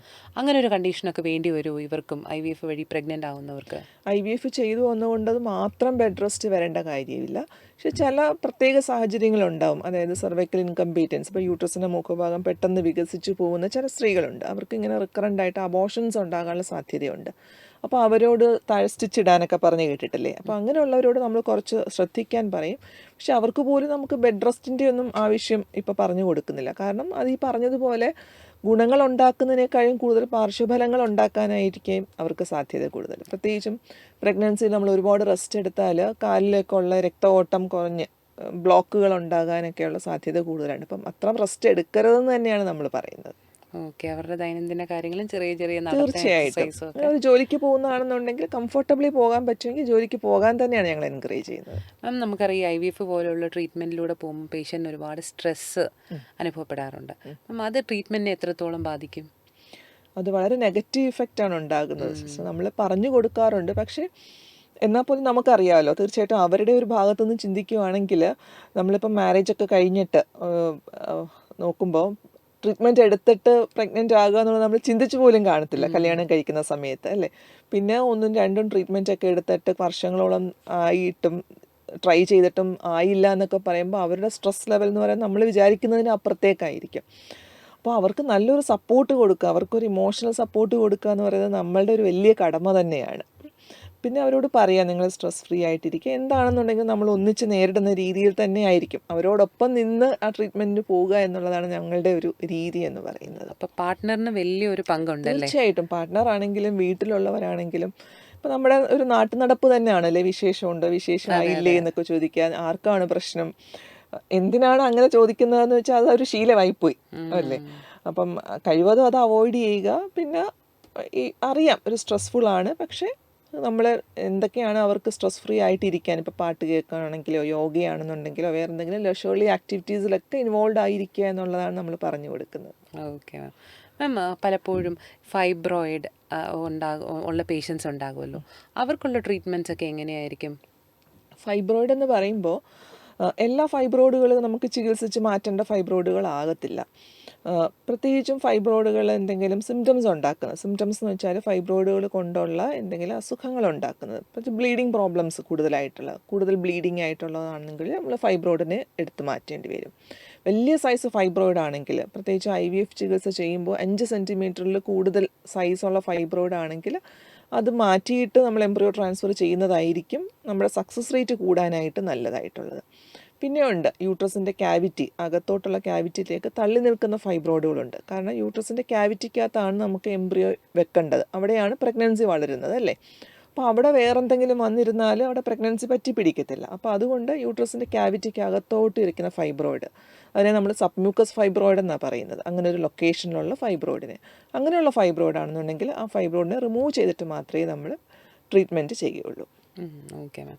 പിന്നെ മാം, നമുക്ക് അറിയാം ഓവേറിയൻ സിസ്റ്റ്, എൻഡോമെട്രിയോസിസ് അങ്ങനെയുള്ള പ്രോബ്ലം ഉള്ള പേഷ്യൻസിനൊക്കെ എങ്ങനെയായിരിക്കും?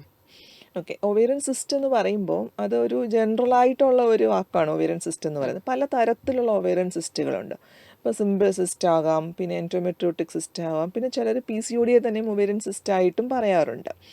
അപ്പം സിമ്പിൾ സിസ്റ്റാണ്, ചെറിയ സൈസാണ്, അതായത് ഒരു 5 സെൻറ്റിമീറ്റർ താഴെയുള്ള സൈസാണെന്നുണ്ടെങ്കിൽ നമ്മൾ പ്രത്യേകിച്ച് ഒന്നും ചെയ്യത്തില്ല, തനിയെ തന്നെ പോകുന്ന സിസ്റ്റുകളായിരിക്കാം. പക്ഷേ എൻഡോമെട്രിയോട്ടിക് സിസ്റ്റ് ആണെങ്കിൽ നമ്മൾ കുറച്ചുകൂടി ശ്രദ്ധിക്കണം. കാരണം എൻഡോമെട്രിയോട്ടിക് സിസ്റ്റിന് പല പ്രശ്നങ്ങളുണ്ടാക്കാം. വേദനയുള്ള പ്രോബ്ലംസ് ഉണ്ടാകാം, പിന്നെ ട്യൂബൽ ബ്ലോക്കുകൾ ഉണ്ടാക്കാം, അതുപോലെ തന്നെ ഓവറിയിലെ എഗ്ഗിൻ്റെ നമ്പർ കുറയ്ക്കാം എൻഡോമെട്രിയോസിസ് ഉള്ളത്. അപ്പം ഓൾറെഡി എൻഡോമെട്രിയോസിസ് ഉണ്ട് എന്ന് മനസ്സിലാക്കുവാണെങ്കിൽ അതിനനുസരിച്ചിട്ടുള്ള ട്രീറ്റ്മെൻറ്റ് എടുക്കണം. അതായത് എൻഡോമെട്രിയോസിന് ഒരുപാട് സ്റ്റേജുകളുണ്ട്, സ്റ്റേജ് 1, 2, 3, 4. അപ്പം വലിയ സ്റ്റേജ് 3, 4 ഒക്കെ ആണെന്നുണ്ടെങ്കിൽ ഡയറക്റ്റ്ലി IVFലേക്ക് പോകാനാണ് നമ്മൾ പറയുന്നത്. കാരണം അത് വളരെ ബുദ്ധിമുട്ടുള്ള ഒരു സ്റ്റേജാണ്. പലപ്പോഴും ഫൈബ്രോയിഡ് ഒക്കെ റിമൂവ് ചെയ്യുന്ന കണ്ടീഷൻ വരാറുണ്ട് സ്ത്രീകൾക്കിടയിൽ. അങ്ങനെയുള്ള പേഷ്യൻസിന് എപ്പോഴായിരിക്കും ഇങ്ങനെ ഒരു ട്രീറ്റ്മെൻറ്റ് സ്റ്റാർട്ട് ചെയ്യേണ്ടത്? ഓക്കെ, അത് ചില ഘടകങ്ങളെ ആശ്രയിച്ചാണ് ഇരിക്കുക പറയുകയാണെങ്കിൽ. കാരണം ഫൈബ്രോയിഡ് റിമൂവ് ചെയ്ത് കഴിഞ്ഞിട്ടാണെങ്കിൽ നമ്മൾ ഒരു 6 മാസം ഗ്യാപ്പ് കൊടുക്കും പ്രഗ്നൻസി ആകാൻ വേണ്ടിയിട്ട്. പക്ഷേ ഓൾറെഡി 35 വയസ്സൊക്കെ കഴിഞ്ഞവരാണെങ്കിൽ ഈ 5-6 മാസം വെയിറ്റ് ചെയ്താൽ വീണ്ടും അവരുടെ എഗ്ഗിൻ്റെ നമ്പർ കുറയാനുള്ള സാധ്യതയുണ്ട്. അപ്പോൾ നമ്മൾ അവർക്ക് അഡ്വൈസ് ചെയ്ത് നിങ്ങൾ ആദ്യം IVF ചെയ്യുക. IVF ചെയ്തിട്ട് നിങ്ങളുടെ എഗ്ഗ് എടുത്ത് എംബ്രിയോ ഉണ്ടാക്കി ഫ്രീസ് ചെയ്ത് വെക്കുക. പിന്നീട് സർജറി ചെയ്തിട്ട് ഒരു 6-7 മാസത്തെ ഗ്യാപ്പ് കഴിഞ്ഞിട്ട്, അല്ലെങ്കിൽ എപ്പോഴാണ് നിങ്ങൾ നോർമലി ആവുക, യൂട്രസ് എല്ലാം ഹീൽ ചെയ്ത് കഴിഞ്ഞ് മുറിവെല്ലാം ഉണങ്ങിക്കഴിഞ്ഞിട്ട് പിന്നീട് എംബ്രിയോ ട്രാൻസ്ഫർ ചെയ്താൽ മതി. അപ്പോൾ അതിൻ്റെ ഗുണം എന്താണെന്ന് വെച്ചാൽ ആ പ്രായത്തിൻ്റെ ക്വാളിറ്റി പ്രോബ്ലംസ് ഒന്നും നമ്മുടെ എംബ്രിയോനെ അഫക്റ്റ് ചെയ്യത്തില്ല. ഓക്കെ മാം, നമുക്ക് വീണ്ടും ഒരു ശ്രോതാവുണ്ട്, ലൈനിലേക്ക് കൂടി പോകാം. ഹലോ, കോള് ഡ്രോപ്പ് ആയിരിക്കുകയാണെന്ന് തോന്നുന്നു. ഹലോ. ഹലോ. ഡോക്ടറോട് ചോദിക്കാൻ പരിപാടിയിലേക്ക് സ്വാഗതം. ചോദിച്ചോളൂ ഡോക്ടറിൻ്റെ അടുത്ത്. Hello doctor. പറഞ്ഞാട്ടെ. മേഡം, പിന്നെ എനിക്ക് കറക്റ്റായിട്ട് പീരീഡ് ആവത്തില്ല. എനിക്ക് തൈറോയ്ഡ് ഉണ്ട്. പേരെന്താ? ദിവ്യ. ദിവ്യ, എത്ര വയസ്സായിപ്പോ? 34. കുട്ടികളുണ്ടോ? ഉണ്ട്. ഓക്കെ, അപ്പം പ്രഗ്നൻസി ആകാനുള്ള പ്രോബ്ലം അല്ല അല്ലേ? അല്ല. ഓക്കെ, പീരീഡ് നേരത്തെ നിർത്തിയതാ. ശരി. അപ്പൊ നേരത്തെ പീരീഡ് കറക്റ്റ് ആയിരുന്നോ? നേരത്തെ കറക്റ്റ് ആയിരുന്നു. പിന്നെ തൈറോയ്ഡ് കൂടുതലായോണ്ട് കറക്റ്റ് ആയിട്ട് വരാത്തിരുന്നു. തൈറോയിഡിന് മെഡിസിൻ എടുക്കുന്നില്ലേ ഇപ്പോ? മെഡിസിൻ എടുക്കുന്നില്ല തൈറോയിഡിന്റെ? എടുക്കുന്നുണ്ട് 50-ന്റെ. ഓക്കെ, കൺട്രോൾഡ് ആണോ? നോർമൽ ആണോ ഇപ്പൊ തൈറോയിഡ് ലെവല്? നോർമൽ. ഓക്കെ, ഈയിടെയായിട്ട് വണ്ണം കൂടിയിട്ടുണ്ടോ? വണ്ണം വെയിറ്റ് ഇച്ചിരി കൂടുതലാ. ഇപ്പൊ വെയിറ്റ് പെട്ടെന്ന് കൂടിയതായിരിക്കാം പീരീഡിനുള്ള ഇറഗുലാരിറ്റി വരുന്നതിനുള്ള ഒരു കാരണം കേട്ടോ. വെയിറ്റ് ഒന്ന് കുറച്ച് നോക്കിയാട്ടെ, എന്നിട്ടും റെഗുലർ ആകുന്നില്ലെങ്കിൽ ഡോക്ടറിനെ കണ്ടിട്ട് ചെക്കപ്പ് ചെയ്യിക്കുക കേട്ടോ. ശരി. ഓക്കെ മാം, നമുക്ക് അനുവദിച്ചിരിക്കുന്ന സമയം ഇവിടെ ഏകദേശം പൂർണ്ണമാകുകയാണ്. മാം, നമ്മുടെ യുവതലമുറയോട് എന്താണ് മാമിന് പറയാനുള്ളൊരു മെസ്സേജ്? ഇൻഫെർട്ടിലിറ്റി സ്പെഷ്യലിസ്റ്റ് എന്നുള്ള രീതിയിൽ എന്താ മാമിന് അവരോട് പറയാനുള്ളത്? പ്രത്യേകിച്ച് യുവതലമുറയോട് പറയാനുള്ളത്, നമ്മളുടെ ലൈഫ് സ്റ്റൈൽ ഉള്ള അസുഖങ്ങൾ ഒരുപാട് കൂടി വരികയാണ്. അത് എല്ലാ മേഖലകളിലും എല്ലാ ഇഷ്യൂസും ഉണ്ടാക്കുന്നുണ്ട്, ഹെൽത്ത് ഇഷ്യൂസ് ഉണ്ടാക്കുന്നുണ്ട്. അത് പ്രത്യേകിച്ചും വന്ധ്യതയുടെ കാര്യത്തിലും അത് തന്നെയാണ്. ഈവൻ അത് രണ്ടു പേർക്ക്, അതായത് ആൺകുട്ടികൾക്കാണെങ്കിലും പെൺകുട്ടികൾക്കാണെങ്കിലും ഒരുപോലെയാണ്. അപ്പം നമ്മൾ ഹെൽത്തി ആയിട്ടുള്ള ഒരു ലൈഫ് സ്റ്റൈൽ മെയിൻറ്റെയിൻ ചെയ്യാനായിട്ട് ശ്രദ്ധിക്കുക. ചെറുപ്പം തൊട്ട് തന്നെ റെഗുലറായിട്ട് എക്സസൈസ് ചെയ്യുന്നത് ഒരു ഹാബിറ്റ് ആക്കുക. ഫാസ്റ്റ് ഫുഡ് വല്ലപ്പോഴും ആക്കുക നമ്മുടെ ഒരു സന്തോഷത്തിന്. ബാക്കി ഹെൽത്തി ഡയറ്റ് നോക്കാനായിട്ട് ശ്രദ്ധിക്കുക. Thank you ma'am. മാമിൻ്റെ വിലയേറിയ സമയം നമ്മുടെ ശ്രോതാക്കൾക്കായി പങ്കുവച്ചതിന്. ഇതുവരെ നമ്മോട് സംസാരിച്ചത് നിയോവിറ്റ ഫെർട്ടിലിറ്റി ക്ലിനിക്കിലെയും NS ഹോസ്പിറ്റലിലെയും ഇൻഫെർട്ടിലിറ്റി സ്പെഷ്യലിസ്റ്റായ ഡോക്ടർ അഞ്ജു മാധവനാണ്. Thank you ma'am.